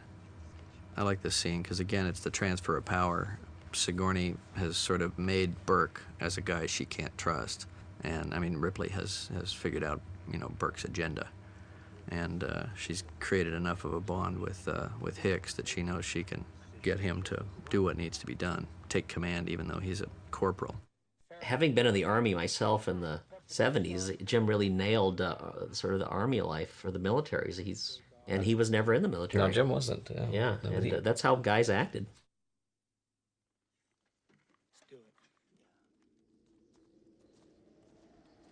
Rear projection is an older technique that's been used in a lot of films, and it's basically having a projector a distance away from a translucent screen that's behind the actor, and the image of the scene they're supposed to be standing in front of is projected previously shot footage, and that method tends to look like what you're doing, unless the technique that, as Jim shoots it, where the camera's moving a lot and there's a lot of things to obscure the straight photography of it, helps quite a bit to take the edge off. Front projection uses a material that is made by 3M and some other companies that is related to the material used for traffic signs. Your headlights hit the signs that kind of glow back.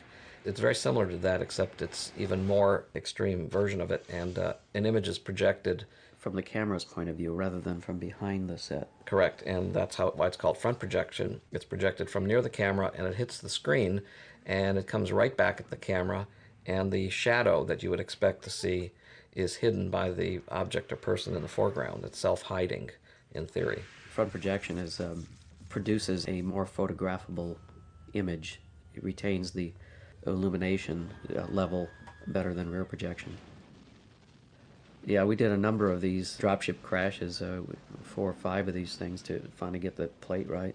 Jim was very specific about how the dropship was going to hit, sort of this whole ballet of it rolling and so forth. And yeah, we had to design that in so that the pods hit a certain way, the skids broke at a certain way. The landing leg sort of shears off by hitting a rock, which sends it skewing slightly sideways, which sort of dovetails into this tumbling action, which has become a sort of a famous shot in the film. But, you know, every film is a snapshot or a cross-section of the technical capabilities of its time. Even though in the time you probably feel like you're pushing the envelope and moving things forward a little bit, you look back on it now, you know, 18 years later, and it just seems kind of quaint. Unfortunately, this is one of the scenes that I don't particularly like too much, because there's a line in here, and it seems to be the only line of mine that everybody I ever run into remembers. And anyone who ever wants to irritate me, any of my friends, they just say this. They say it with everything. If they, you know, the line was, they mostly come out at night, mostly.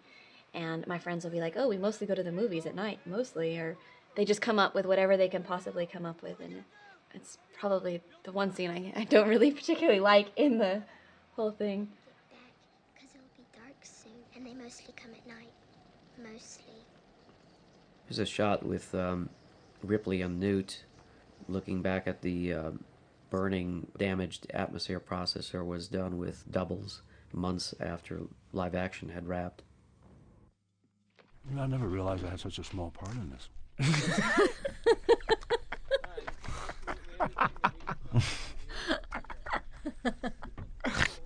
You come in big at the end, though, Lance.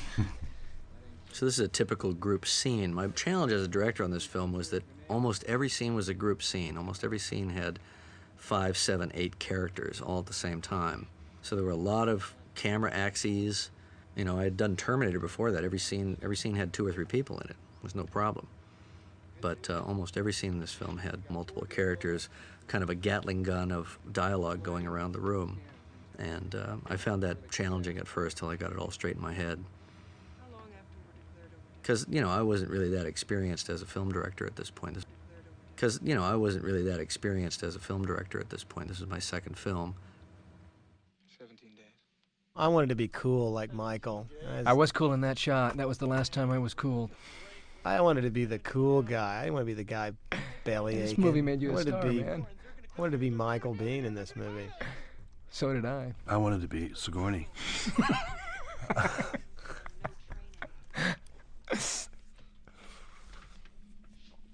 Why don't you put her in charge? Yeah, there it is. That's a classic, man. Oh, yeah. Figuring out the actor dynamics is tricky, too, because actors are all going to peak at different moments. And it's impossible not to go through a kind of a power hierarchy. The group always knows who's getting the close-up. There's this irresistible sense that I should do a close-up on everybody so nobody feels left out.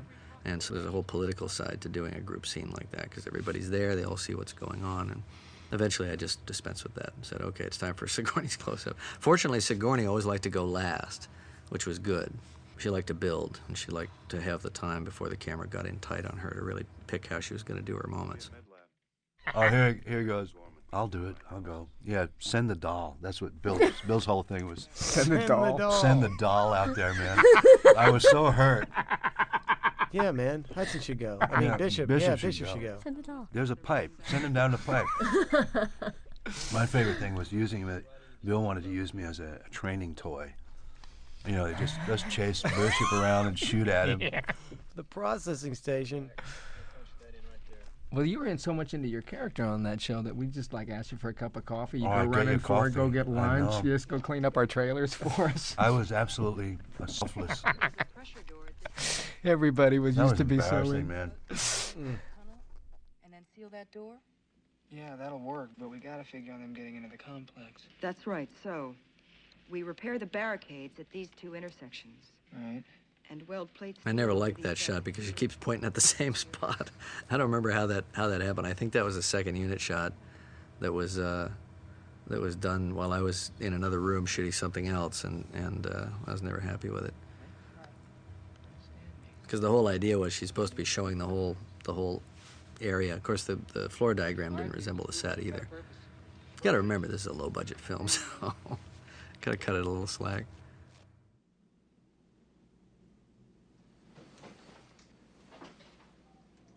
I like these really advanced laptops they have in the distance. We thought we were being so advanced here. Okay, so this is an added scene with these sentry guns. This is a scene that got the axe as a result of the studio's idea that we were wasting too much time, not really getting on with the story. I actually think this stuff really ups the ante and increases the fear a lot.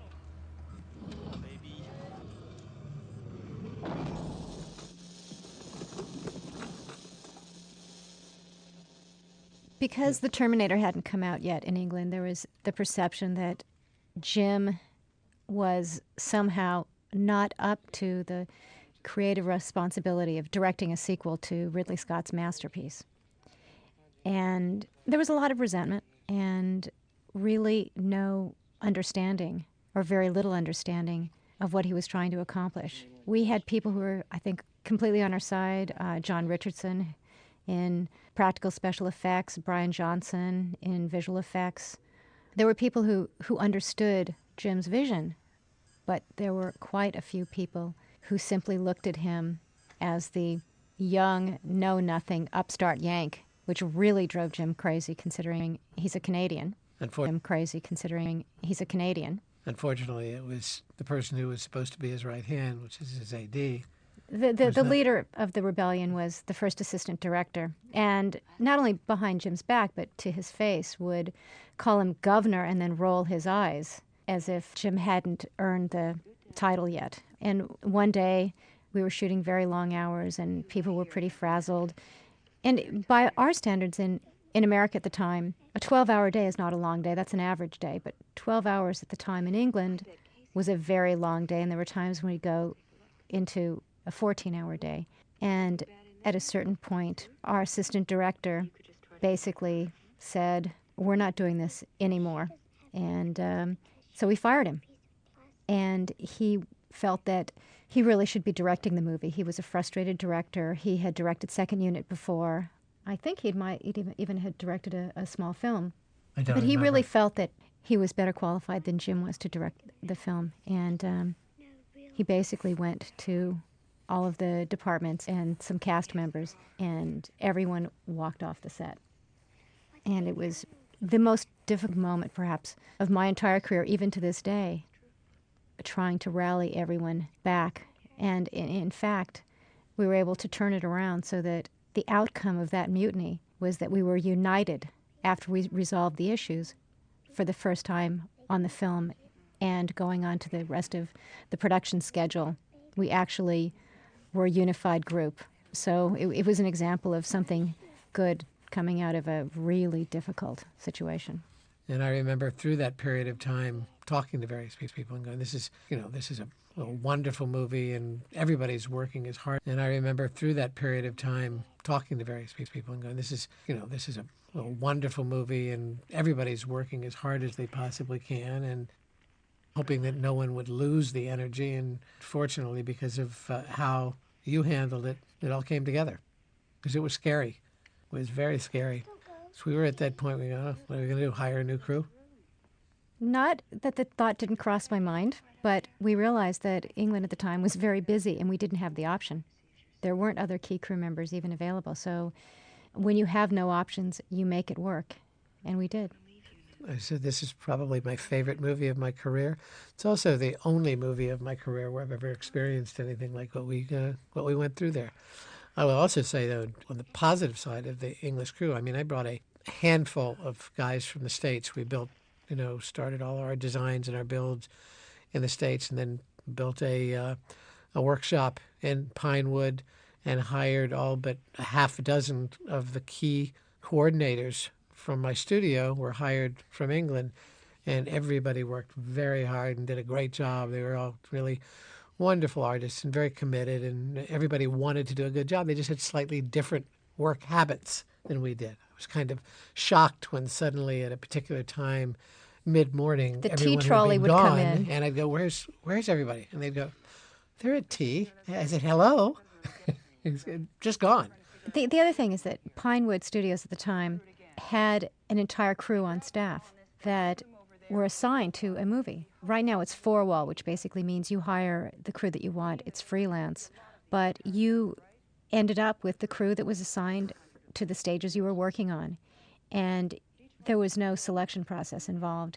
And it made it very difficult because some people really were punching clock, and they didn't want overtime, and they didn't want to do anything other than go to work for, an 8 or 9 hour day.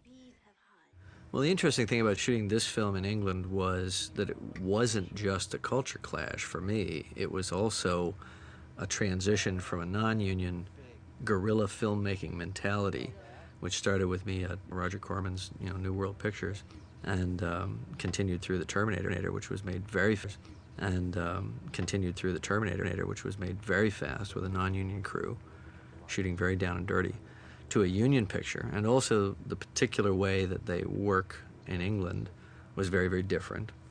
And so there was an adaptation to that. And frankly, I thought that there were a lot of people on the crew that were, to use a charitable term, comfortable.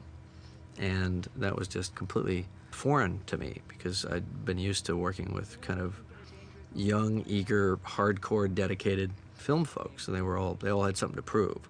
But a lot of the people, especially at the Pinewood Studios at that time, they were kind of lifers. They had permanent employment. It didn't matter what movie they were working on, they had a gig. And they kind of got pushed on us. If you did Pinewood, you had to use X number of their people, and it was just a whole different mentality. So I pushed against that as hard as I could. And if I hadn't, we wouldn't have gotten the film done on budget and on schedule, which we did. I know that probably a lot of people there at Pinewood at the time that didn't care for us with our guerrilla filmmaking ways and styles. We were not polite. I think that by the end of it, there were a number of them that came to respect the fact that at least that we knew what we were doing, which I guess is okay. The other unique aspect that was a shock to those of us who came from really indie filmmaking, and I started with Roger Corman, so you can't get more indie than that, is that everyone in their family had done the same job. And this is not obvious across the board, but there wasn't that same enthusiasm for, let's get together and make a movie that we were used to. That being said, I think their craftsmanship was as fine, if not even more spectacular across the board. But there wasn't that same enthusiasm for, let's get together and make a movie that we were used to. That being said, I think their craftsmanship was as fine, if not even more spectacular than anything I've seen before or since. And they did take complete pride in that. But it really is a different approach to working. Once you're aware of the difference in work habit, you can adjust to it. As long as you know how to you've got to get the product done, and everybody wants the same thing, they just approach it in a different way, and that's all part of our learning curve. And now it's different also because there are not people that are on staff that are assigned to your movie, and also the liquid alcohol-based lunch. It's not the same anymore. I think when you want to take time out of a picture, you do a bit of everything. You trim shots, you take out a second here and a second there. At this time, obviously, we weren't cutting on the Avid yet, so we were, on any kind of nonlinear digital editing system, so there was less of a tendency to kind of nickel and dime little tiny cuts of 10 frames here and 10 frames there. You're cutting on a moviola, every cut had to be a splice that was opened up. So you tended to make lifts, which were full scenes or partial scenes. When I was cutting Titanic, I made all the lifts and all the full scene lifts and partial scene lifts I could, and I was still miles out. So I went through the whole film for like a month and just took out 10, which were full scenes or partial scenes. When I was cutting Titanic, I made all the lifts and all the full scene lifts and partial scene lifts I could, and I was still miles out. So I went through the whole film for like a month and just took out 10 frames here and 10 frames there, and actually got out like another 5 minutes. This is rear projection.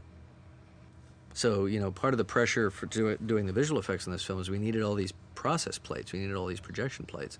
So the model unit had to be scrambled well ahead of time, actually producing kind of finished shots in a way that we could project on the set. Because we knew we wanted a specific look out all of these windows. We wanted to be able to have, moisture on the window and dust and wind and all these sorts of things that would kind of degrade the image. So we wanted to have these projections done in advance.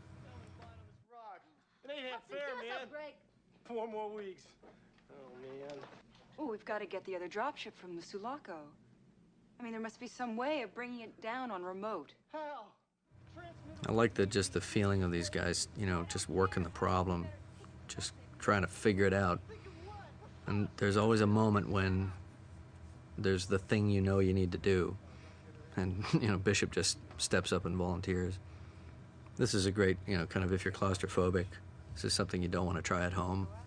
Get yourself welded into a pipe that's, no wider than your shoulders. When I was a kid, we used to have a contest in my neighborhood. They were always building new subdivisions. And we used to have a contest to see who could crawl the furthest through the water pipes that had just been laid. I always won because I have no claustrophobia. But I actually got stuck once about 100 meters into a water pipe. had to back out. So that's a little moment from my childhood. Lance does a curious little thing at the end of that close-up. I said, what was that? And he said, Bishop just realized he made a joke. And you can actually see that. If you know that that's what's in his head, you watch that shot. That's exactly what he's doing. Bishop realizes after the fact that he just made a joke. Because he's not human, he kind of doesn't know if it worked or not.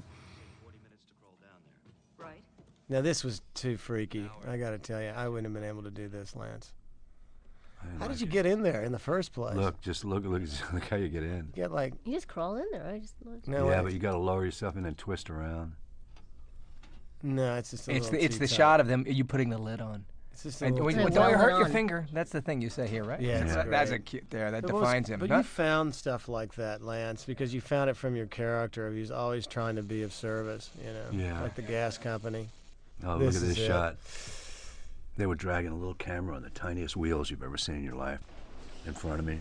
Oh, is that how they Yeah, it was a little teeny. Like just with a rope? I remember watching you shoot some of that, Lance. I think you were on another stage. They had that pipe. I remember coming over and watching you do that. I never let them light me that way anymore. Yeah. It's pretty rough. Sea gun's right behind it. I think editorially it's a fun moment. I like the build.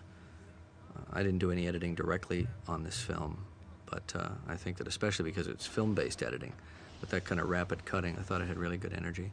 You see a lot of that type of cutting now with the Avid, obviously, because you don't have to make every splice manually. This is the Alamo told with 6 people. So the sentry guns are just the equivalent of the first couple of attacks. You know, I think it's great foreboding. It's just coming at them like a wave. And if these guns don't stop them, they're screwed. I actually think it works pretty well, but, you know, the studio talked me into taking it out. So I'm happy to see it restored in this extended version.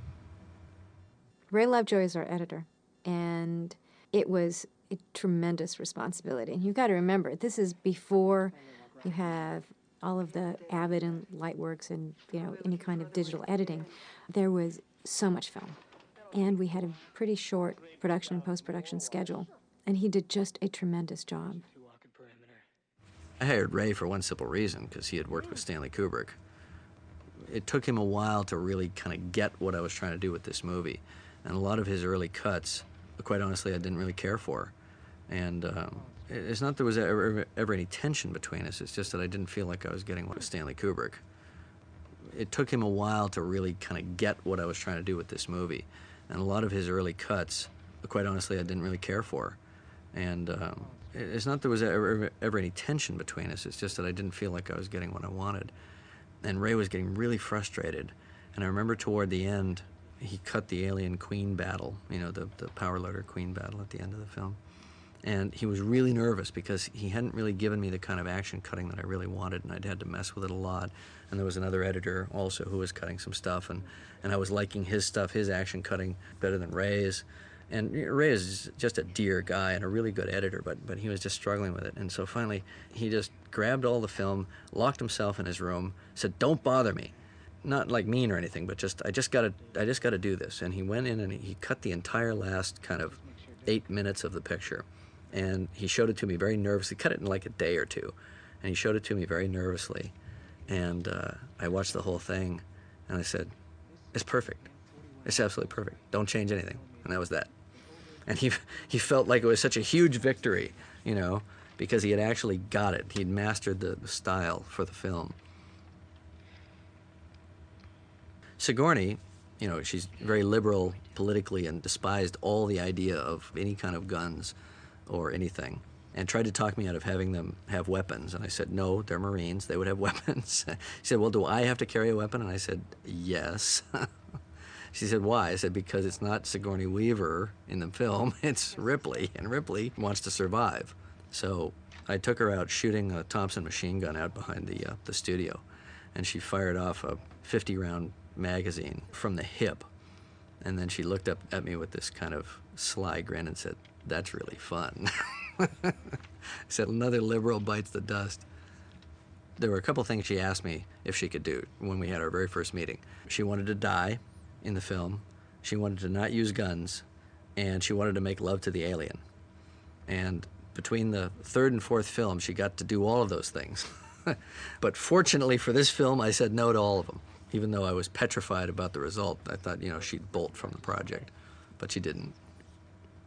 She had a lot of really good ideas. I don't want to make it sound like she was, you know, but she did have certain very specific things that she thought should be done in the alien mythos. And when she got to a position of power on the later films, she made that happen. This scene coming up with Ripley and Newt, which is the attack of the facehuggers, was a really, really tough scene to orchestrate, prepare for, as far as we think we're now back 16 or 17 years. So we don't have any kind of digital animation, and there's not going to be any stop-motion animation, and these facehuggers have really got to come to life. So we created, I think, a half dozen different facehuggers that would do different things to create the performance that's going to be coming up, including our hero, which had completely articulated hands, multiple cables that had to be controlled by, I think, 6 puppeteers for one facehugger. We had one that would run across the floor. We called him our pull toy. We had stunt facehuggers that we could throw to hit the wall. We had actually 2 different heroes. And there's the one that crawls up over the counter, coming at Newt, and then completely articulated one with tongue and fingers that Ripley would fight off with all of the cables down her arms, you know, through the whole sequence. And there's so much that happens in that you know you think of as the facehugger that's coming after them, and multiple to create that one scene.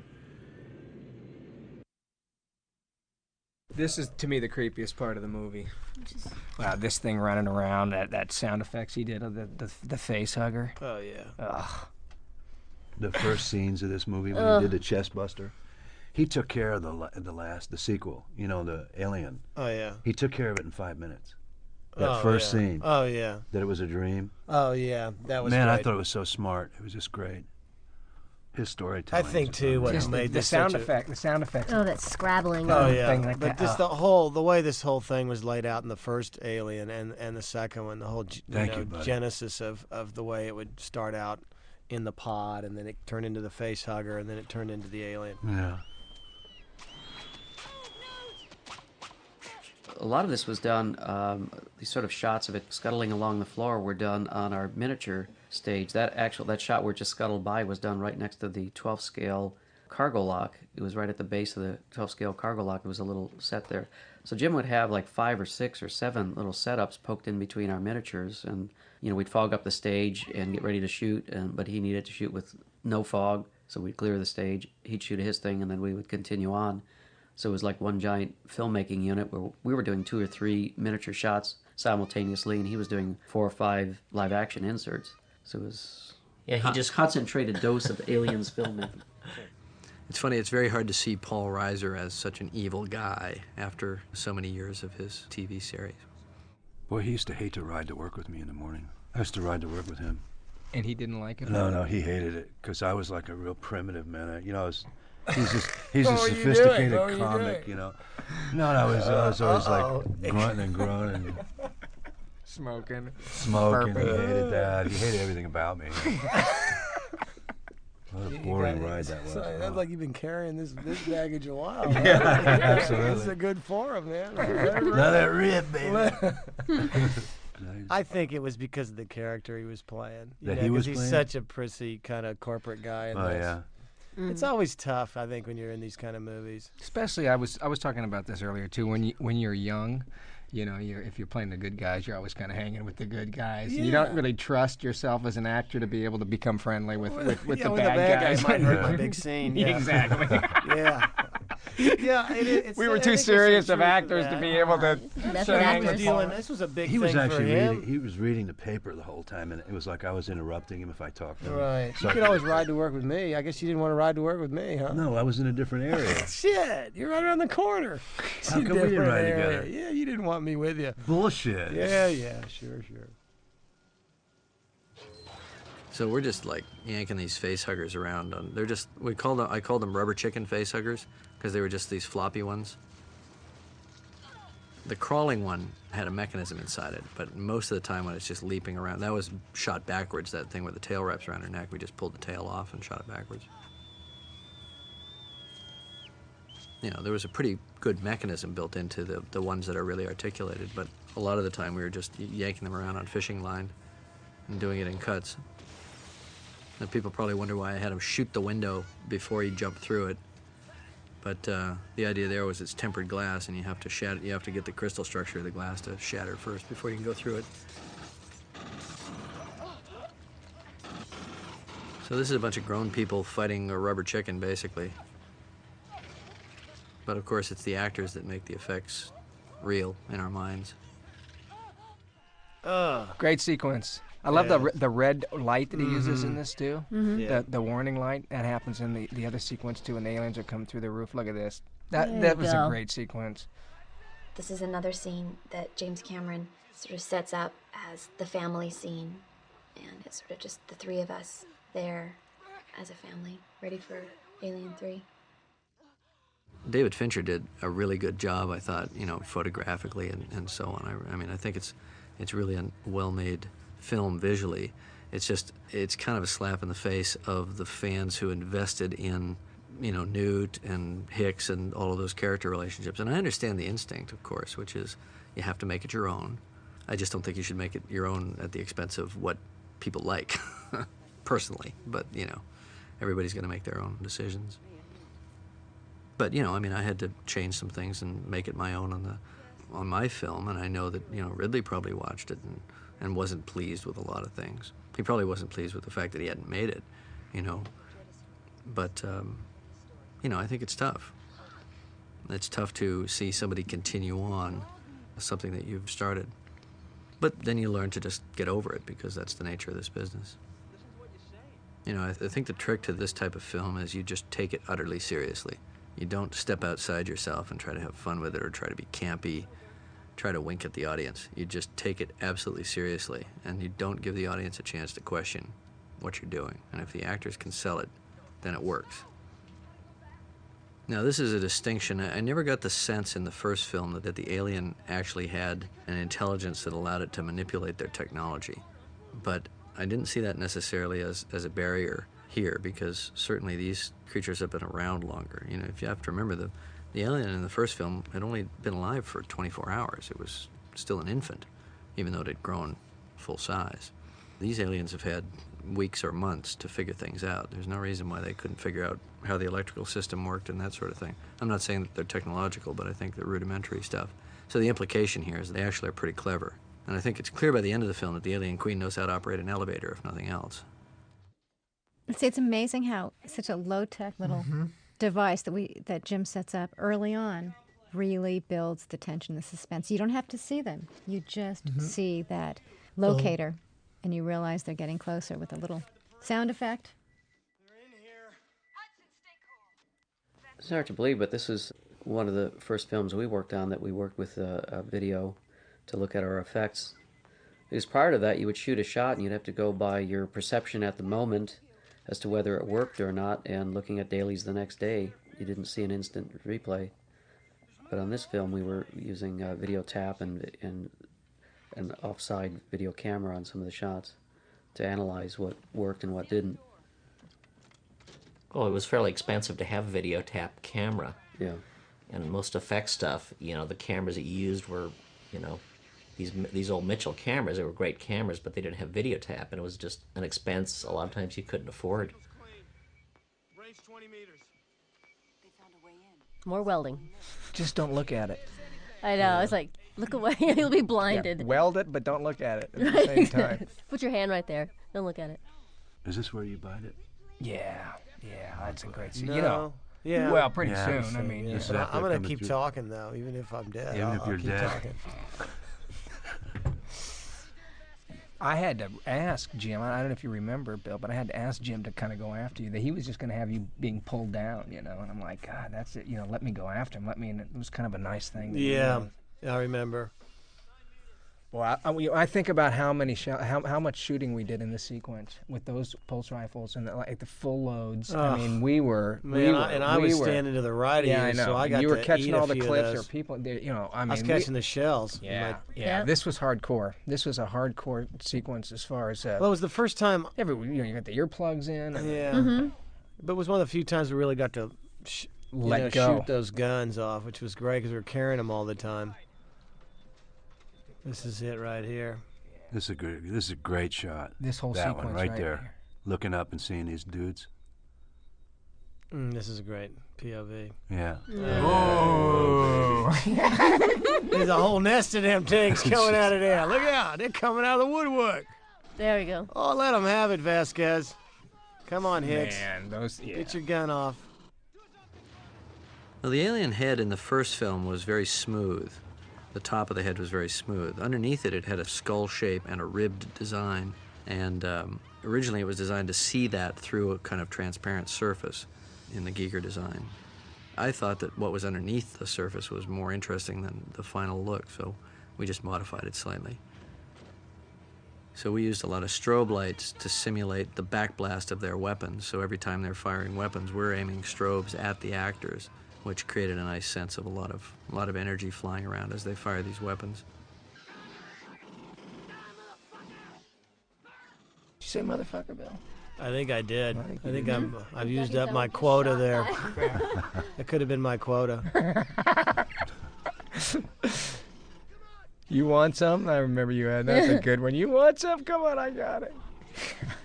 And then I get pulled apart. Oh, man. That was good. That thing comes up around. Oh, nasty. There it goes. And from here on out, the thing. The movie kind of dies, right? Just falls apart, the movie's just not quite the same. Okay. He already had the script for Near Dark. Actually, what I was going to say, from here on out, this movie just doesn't stop. No, you had the script for Near Dark already. You were like thinking about that. The movie just goes into overdrive from here on out, right to the bitter end. It just doesn't stop. There's also an editing technique that Jim likes to use, which is blank frames in between. The discharge from the weapons sort of whites out the frame. It really helps this kind of staccato cutting. I was driving them nuts because I was having them like splice together individual frames of like white flash leader and stuff. And the negative cutter said we had more edits because we did a lot of flash frames and one frame cuts and stuff in that sequence. We had more edits in this reel 12 of aliens than in any complete film the editor negative cutter had done before. Wait, get behind me. Whatever you're gonna do it fast. So the whole high-tech war machine has degenerated to the point where they have to follow the little kid or they're gonna die. You ever notice how movie air ducts are always big enough to get through? It bears no resemblance to the real world. It's all based on the theory that the audience has never been inside an air duct. Air ducts are not designed for people to walk through. But it's a conceit. It's also a conceit taken from the first film. Supposedly, the way I survived in the colony was going around everywhere in the air ducts. And we supposedly played a game. And part of the reason I was called Newt is because I was so quick in the air ducts, and no one really liked me on the colony because I would beat them at the game. Fortunately, it ended up kind of saving us from the aliens at this time. For this air duct set, we had the vertical air ducts so that we could actually drop the aliens down with the monofilament so that you would feel, and you'll see it in here, feel them crawling on the ceilings and the walls. That bug aspect of them. My cameo's coming up. Who were you? Vasquez had never fired a handgun. Jeanette Goldstein hadn't. She was living in England, not a lot of handguns. And for the wide shot, she was great. But for the close-up of her killing the alien, her recoil wasn't accurate. And unlike today, when I'm on a set, I dressed up in suits on this film, and the crew couldn't believe it. That's me. That's me. All right, girl. All of the close-ups of the handgun firing at the alien was me. But people couldn't believe it, since I always dressed up in suits because I needed something to give myself that appearance of authority. When I came in the fatigues and fired a gun, They saw the real Gail. They were pretty surprised. And Jim told me that I was in my office at the time, and the crew was saying, "What are we going to do? You know, who here has ever fired a handgun before?" And he said, "My wife has." He said, "I'm going to go get her, and she's going to do the shot," and I did. Jeanette has very fair skin, freckles, and had hair down to her waist, and blue eyes. So somehow we managed to see that if we cut all her hair off and gave her dark makeup and brown contact lenses, she was actor enough to actually pull off, you know, this Hispanic character. That was a tough, by the way, actual physical effect. There was nothing optical. That fireball came flying through that that corridor. We didn't have digital anything back then. No. We didn't have digital fire. This is the coolest part. It was a shoot. It was about 3 stories high and it had a big old curve and a big old thing at the end. And I kept sometimes messing up so that I could redo it. Yeah, see, there's lots of important survival tips in this film. Never grab the jacket, grab the hand. Unless you have a Newt finder device in your pocket, then you're okay.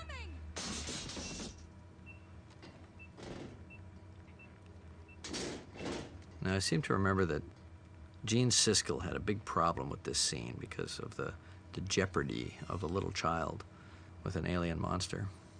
That never occurred to me, but, you know, I wasn't a parent when I made this film. Probably would bother me more now because I could empathize too much with the child.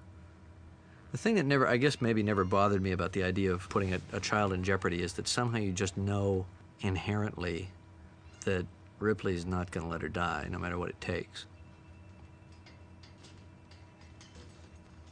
I know they spent a lot of time on the first film finding a big guy, building a suit that, you know, the tall guy could wear. But in watching that movie and studying it, I realized that the alien almost never appears in the same frame with a person for scale. And so we just decided to use normal 6-foot-tall people because we needed a lot of them. We knew we couldn't find 10 7.5-foot-tall guys. Probably the only exception to that is that shot where the alien rises up behind her, but I figured that wasn't a problem because she was, you know, small anyway. We create the scale in our minds anyway. Michael was so good in this. This shot is in my show reel still.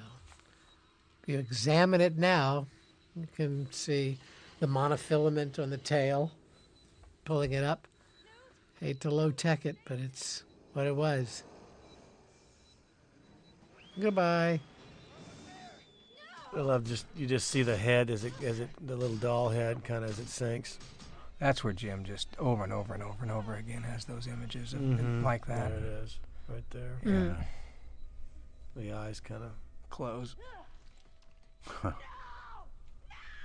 This, you know, this is where they use that in that elevators where they use that AB smoke on. Oh, that stuff's nasty. Oh, yeah. They use it in near dark. They've outlawed it. Oh. Yeah, I know. Remember that shit? Is it outlawed now? Yeah, it's outlawed. Hardcore stuff. Because you breathe that in and you get lung damage. Nice. It's tough when you're doing these shots too because you know it becomes all about if the smoke reacted right and God Almighty. If the smoke, because I've always thought that the worst job on any set is the guy who makes the smoke, especially Jim's movies. Less smoke, more smoke, waft it up, waft it down, fire that guy, get a new smoke guy. You know, the elevator doors never close fast enough for me. It's just a kind of pet peeve with the way the world is wired. The shot of the vest getting hit by acid was an insert that was shot on M stage as we were shooting the sequence where the dropship is flying out of the atmosphere processor as it's blowing up. We were literally, Jim was shooting with his back to us, and he was actually occasionally stepping on our track that a camera ran on while that was being photographed, and then he would step off the track, and then we'd run the camera down the track. As well as there was AB smoke again, which was kind of drifting over into our area, which made it hard to breathe. It's miniature on wires here. Again, recalling that these miniatures are moving very fast in reality, and we're seeing them here now slow down. The reason for running the camera at high speed for miniature work is it gives it a lot more scale. It gives it the size that's needed to make it feel believable. if you were to see it as it actually happened, it would look pretty much like the small scale that it is. So this is why it's done. We'd gone back in after we built the atmosphere processor miniature, and I remember before we did this shot, we had a whole crew of 4 or 5 guys, including us, running in there and adding a lot of extra detail because we're pushing into the interior of it. So we had like a day and a half of heavy-duty micro detailing going on there. Well, this movie laid the foundation for me for a lot of stuff. I mean, it was just... Again, it was working for Jim that was really fantastic. I remember running into Jim when he'd been hired to write this. I was at the airport, and he was handing off a parcel to some courier. I don't know why he was doing that. I guess because they were setting up shop in England. And I said, Jim, what are you doing? He said, I'm writing the sequel to Alien. I said, hey, write me a good part in there. You know, I kidded him. And then 6 months later, I tried out for it in England, and I didn't think I'd gotten it. You know, your friends are usually the last people to hire you. So you have no mystique with them. And then I got a call. I almost took Police Academy 3 or something, and then I got this. Police Academy 3? God, hey, more money than I'd ever seen in my life. I was up for that. I think they hired Bob Wildcat Goldthwait instead. I don't know who got the better deal, but I think I did. I think everybody had been sort of looking at the film as a well-made picture, but in the sound and the visual effects and so on. But we were, really pleasantly surprised when Sigourney got nominated. Not that we didn't think her performance was worthy of it, but because historically there was no real precedent for a horror film being honored by the Academy for acting. And the fact that they took it seriously enough and took her seriously enough to do that, I think still is a real milestone. Interesting thing coming up, another shot that Jim stuck me with that's really kind of fun, is when we meet the Queen alien. This is going to come much later, and she ends up back in the elevator shaft. In fact, the elevator shaft is not nearly big enough to hold the Queen alien, so she really only her front half is in the shaft. The rest of her is sticking out the back of the elevator on the set. But you never really think about it in the movie when that elevator opens and the Queen comes out, that she would never be able to fit in it. And since 90% of the Queen alien stuff in this movie is all full size, we had to deal with the sets based on the reality of her size and the reality of the sets. I'll never forget Jim coming to me when he first had the written the screenplay and said, I've got this great idea for the Queen alien. We'll get a couple of guys, we'll put him in a suit, she'll have 4 arms, we'll carry it on a crane arm, we'll have puppeteers working the legs, and I'm looking at him going, this is completely out of his mind. And then a split second later, well, no, it's Jim, so it probably will work. And remember when we did it with the garbage bag the test? Garbage bag test, yeah. Yeah, exactly. Foam Do core it and first. Garbage bags, yeah. Make sure it works before you do the design. Mm-hmm. So we rented a little crane behind my studio and built a little body form for 2 stuntmen, ski poles for arms, foam core legs, rod puppets, foam core head, and they looked at it and went, you know what, it works. Same thing with the power loader. We did it all out of foam core first. Make sure the concept worked. And of course, unfortunately, in building it was too heavy and had to be supported by the wires. Yep. But you'd never know that in the movie. Nope. The Queen, when she drops out of the dropship, she's virtually a huge marionette, and there are wires in the shot, and we never see them. Wires on each of her legs, her entire body. When she comes down out of it, it's this 14-foot hydraulically operated marionette. I learned to have a great deal of respect for second unit directors doing this movie, because I had to shoot second unit, small shots and big shots, and to have to make sure that every light and everything was exactly the way Jim wanted it so that it fit in seamlessly makes you realize that that job, which fortunately I haven't done since working with Jim, it's a rough job because it's not being creative. It's actually making sure you're doing exactly what the director wants. It originally started that Sigourney was supposed to have run into Paul Reiser, and he did a cocoon scene as well.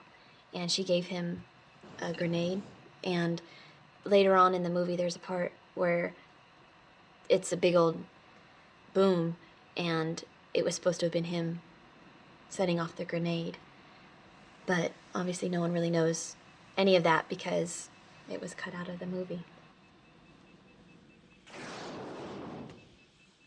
I run into Sigourney once in a blue moon. We'll run into each other at a airport lounge or something like that, and she's always great. And you know, she remembers Louise's name, my wife's name, and very thoughtful woman, really thoughtful woman. Gracious, yeah, she is. She made this series what it is. I mean, without her, it just wouldn't be the same. But also Ridley Scott and Jim, they both just really showed up loaded for bear on both these films. You know, the dream was... I've never really followed the other movies. I couldn't really tell you much about...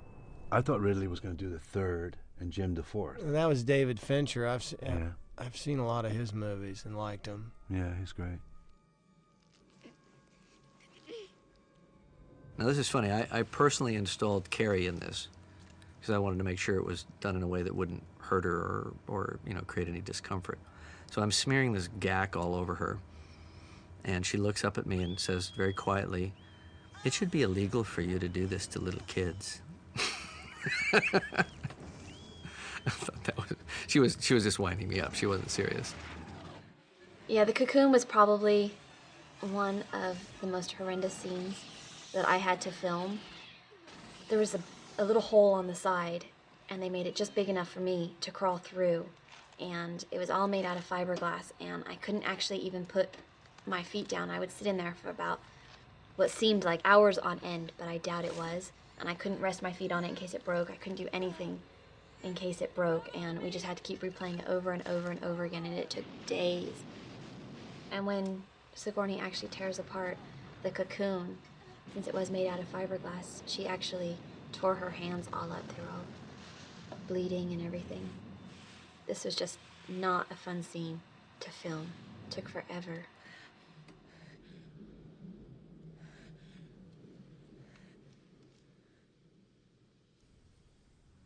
We also had to replicate Carrie for this because of all the shots that Sigourney was going to have to carry her in. And she was too heavy. And it was also Sigourney's back. Yep, exactly. So we built a little replication of Carrie's body and head. It was actually a really beautiful dummy that she carries through much of the scene after she saves her.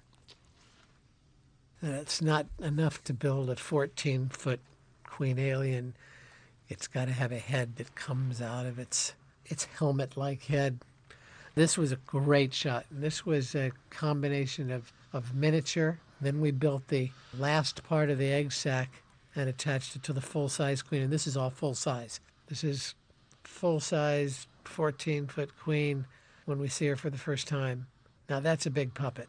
And the extruding head. All the details. We had to come up with a new way of doing the teeth, making them translucent rather than metal, as with the alien warriors. When Jim first came to me, I had a painting of the Queen Alien, and just like with the Terminator, he'd already had her designed. I had some ideas and started doing some drawings myself and of the rear legs.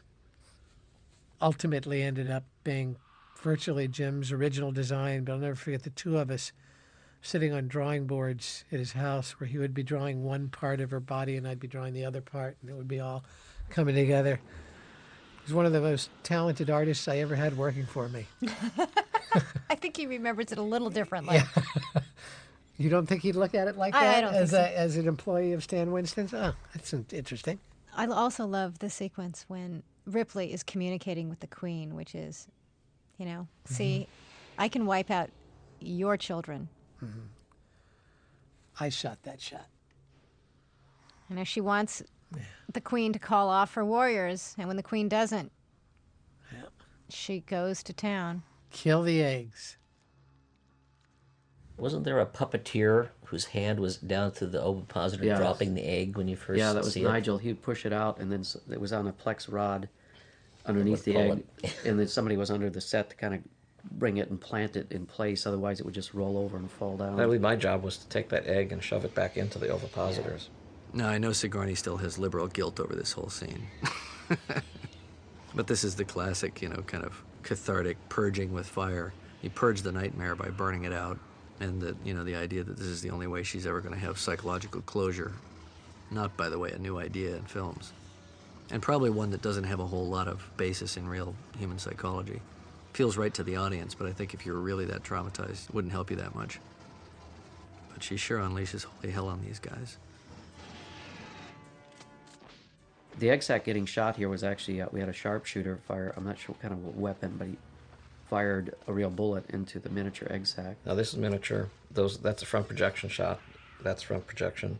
With a lot of smoke in the air, it tends to take the edge off of it. It was a bit heavy, obscuring the plate. Now there's a shot here where the platform the Queen is on, there's a big explosion when she tosses her weapons belt here, and the Queen, when it falls, is actually quarter scale miniature, in which we use a double mirror setup. We had a beam splitter in the foreground reflecting large scale fire that was off to the right of the camera, and behind the puppet was another mirror that was angled off to the left, where we had another very large scale fire. Now we had a full-sized alien Queen, and then we had this miniature one. The miniature one flails a little bit. I mean, the alien Queen design, you know, could be created so beautifully today with CG animation. We didn't, you know, that didn't exist then. So we had to figure out how to do it with, you know, more conventional means. So it's basically kind of a Bunraku puppet more than anything. This electrical charge effect was actually footage we acquired from Gene Warren from Fantasy 2. He had several hundred feet he had shot for the first Terminator film, so we needed that type of sort of generic lightning effects, and we had that film shipped over to us. It was actually Tesla coil footage, yes. Give credit where credit is due. And once again, just the little subtle things like the countdown, reminding the characters in the audience that there's a ticking clock. It's a huge Queen alien when she comes around the corner here. It's one of our tougher shots for her to come out around the corner and see her right here and looking at her. Neat performance. I never forget my first conversation actually with Steven Spielberg about Jurassic Park, when he said to me, he says, well, you built a 14-foot alien full size that would work. Why can't you do a dinosaur? Everything leads to something else. The water weenie and Abyss to the T-1000 and T2. Everything's R&D for something you do later on.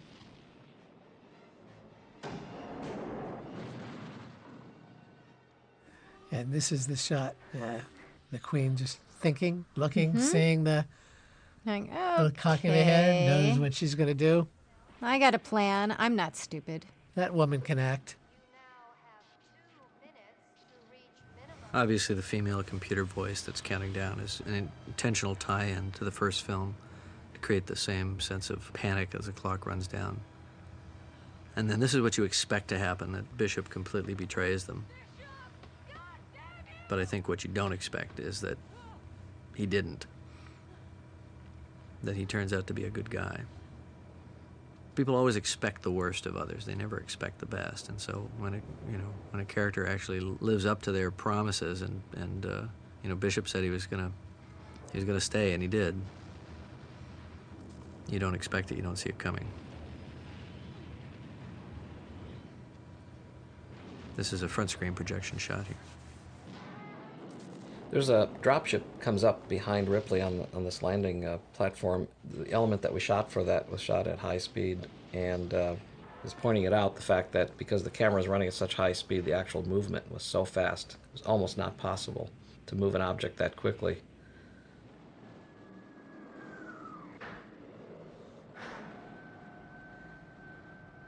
And look at this. Big old Queen inside that little elevator. Well, we'll just keep it dark inside. It's a black curtain. There's a black curtain on the back of it that she's coming through. Here's where you think it's all lost, and there it is. And it's hard to imagine how fast it actually moved in real time. Yeah, anytime there are explosions in the miniature, and there's a miniature that's supposed to be traveling fast, it had to be traveling, of course, 3, 4, 5 times as fast. This down view was extended with mirrors on the stage floor was not apparent in that shot with the fireball coming up. The earlier cut of that, as you see this sort of set continuing very far down, but those were actually Plex mirrors laid on the studio floor. In addition to the pyro, we actually used a lot of flash bulbs buried in the set to give extra flashes. I think this is another instance where the score is so terrific as well. When we were in the Great scoring score. stage, this was the last cue that Jamie had finished for the movie. Really? Yes, and then there was no... It's like, okay, and then what? Oh, I actually didn't get around to the last cue of the film. And in a miraculous burst of creativity, he generated the final cue overnight. I didn't really know how to work with an orchestral composer when I made this film. I don't think James knew how to work with directors, to be perfectly honest, that well. I mean, I think he was a brilliant composer at that point, but he had a lot to learn, and I had a lot to learn. That, by the way, that nuclear explosion is a big light bulb, literally a light bulb covered with cotton. We didn't have any budget for a big effect there, so we just kind of made something up. But it didn't create problems between us personality-wise. But I went to the scoring session expecting to hear the movie, and an orchestra started to play stuff that didn't work. The music was beautiful, but it didn't work necessarily on a scene-by-scene basis. And I didn't know what to do about that because there was no second round. It was like, okay, here's your score. James went off to another film. We wound up doing an awful lot of music editing and moving stuff around and tracking it from scene to scene. So, he was never really happy with the outcome, even though he got an Academy Award nomination, because it didn't necessarily reflect what he had created. And I didn't like the process very much. So when we got together on Titanic and I talked to him, I said, what can we do so that that doesn't happen again? Because I really like your music and I really want you to do this film. And so we worked out a methodology by which we'd communicate better. And that was a great experience, by contrast. Unstable. This great effect of the queen tail coming out through his body. It's basically a soft tail that we pulled out with a monofilament, and it works great, and you would never know it.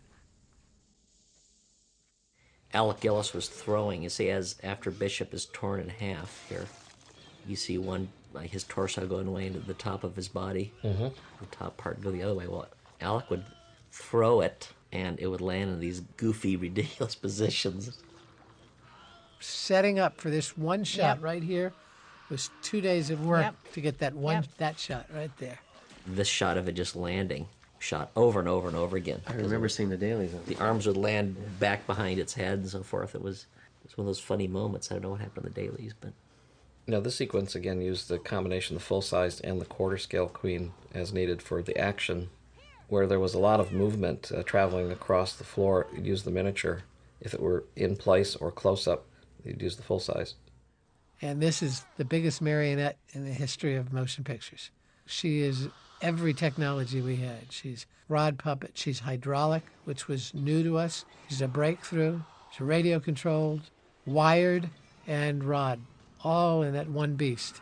And seamlessly intercut. With this miniature puppet of Doug's. Yep, with a miniature puppet of Ripley.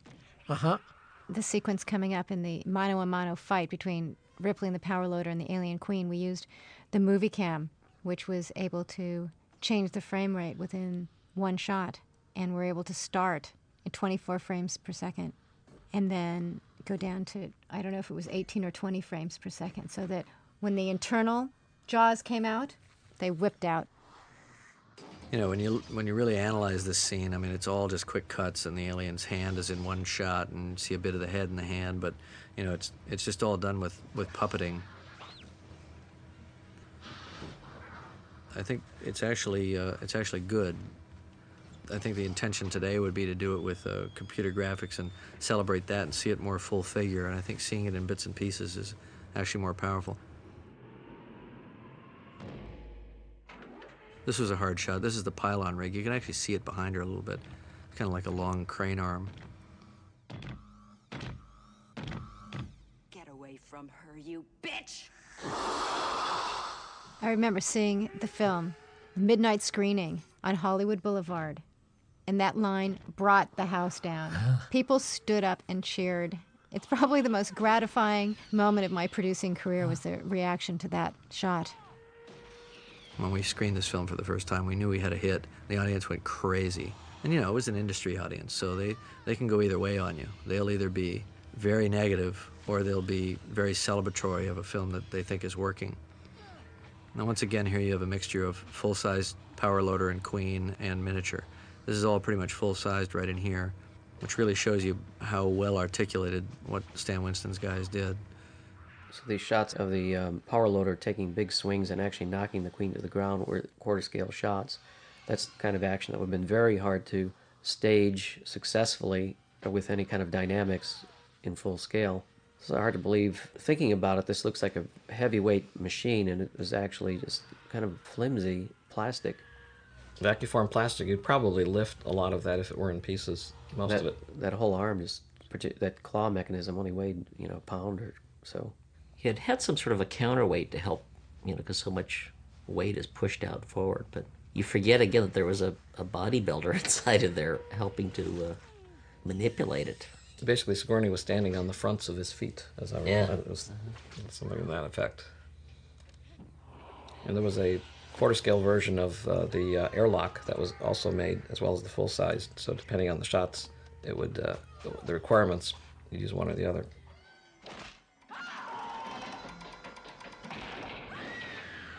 Interesting that we chose not to score this. I just felt it had a greater sense of reality, and it might seem a little over the top if it was being driven by music, whereas you sort of take it, it plays very real somehow without music. I think the score cuts in when the queen grabs her, yeah. Of course, you always have that lever right there that allows you to depressurize your entire spacecraft. It's a little bit like the button in the Krell lab that blows up the planet that you put in the children's learning room. And this is so terrific. We had a little trolley underneath the set that he would ride on.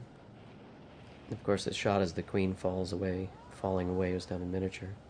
We had taken pieces of the set up to the top of the stage and dropped them away, and we actually had people physically holding a large sheet of black cloth, sort of fireman style, standing on the stage floor, and we dropped these pieces from the top of the stage. There's an interesting thing here that I'm going to give away. When Newt slides, Bishop, you see his body. You see how the gag is done, lances down through the set.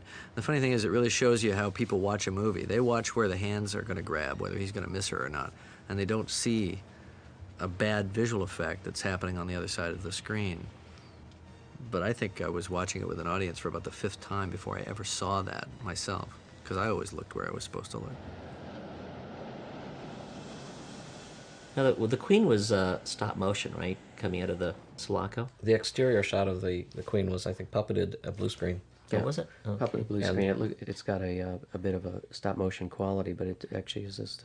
The original thought was to use stop motion in this film, but the problems of time as well as the kind of action that stop motion creates is different than puppeted. Well, there was also a lot of questions about all these slime elements, because the thing is always dripping, and there's a lot of kind of real-time elements that would mixed in that would have made it very hard to do a stop motion. But again, time was a factor, and we had to do a shot a day or every couple of days, and sometimes cover these things with multiple cameras. It would have been very impractical to do it that way. Well, she recovers from her traumatic event pretty quickly, but then she's been through a lot, so she's kind of used to this stuff by now, I guess. So I didn't think it was appropriate to show Sigourney in quite the same kind of sexy underwear that she was in at the end of Alien, I'm sure much to the fans' disappointment. Well, it's a movie I'll always be proud to have been a part of, and me too, man. It's great to get together and revisit it after so many years. It was so much fun holds making up. it, wasn't it? It was a great experience. This was my first film, and Was that your first film too? Yeah, Oh, no, he gave me man. my first job. It's like a big... Yeah, it's amazing to sort of It step is. into that, and then You do so many movies though, and you have such high hopes for Every one of them. every one of them, and, Yeah. and it's only a few that really turn out to be as great as this one. That's why I think it's it's so really special. rare. Yeah, it really is rare. And I think at the time we knew had a great script. We had a great director who really knew how to put this thing on film. and there was a great camaraderie amongst all of us. You know, it was great to have this kind of common purpose and knowing that we were making a great science fiction classic. I don't think there was any question in any of our minds that we were involved with a great film from the start. There was no doubt. Yeah. There was I no mean, doubt. when we showed up on the sets in London and to see the stagecraft that they had done for this movie and all the work and that's why, you know, when people ask me and talk to me about working for Jim Cameron, I mean, that's why it's so great to work with him, because, you know, you're in good hands. You're in great hands. Well, There's a possibility that it's going to be a great movie, a really good possibility, and that's and what we've all had hits and misses since, and you know, again, but it is a filmmaker's medium. I mean, when you go into a movie like this, though, you know, you just give that extra added whatever it is, because you know that there's a shot, you know, that it surprised me how this sort of, you know, went across lines of people who love science fiction, but beyond that, you know, you don't have to be a science fiction genre buff to enjoy it at all. I mean, or it wouldn't last as long as it is. Yeah, that's true.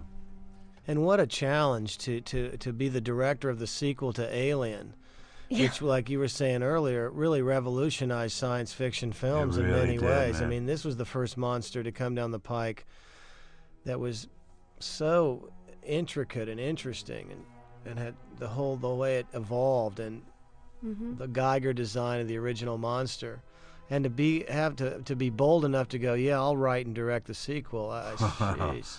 Tough duty. You know, I don't think anybody else could have pulled it off. I had so much fun in the whole Aliens experience. Once in a lifetime experience. Opportunity, yeah, definitely.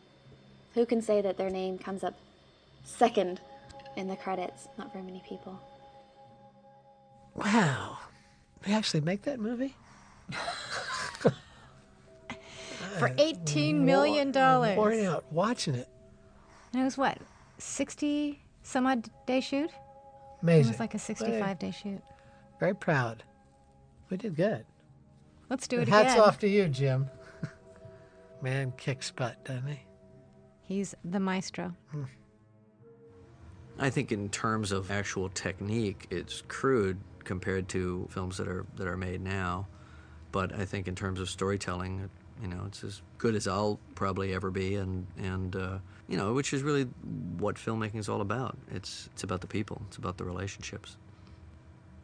Of course, then they made the third film and killed everybody.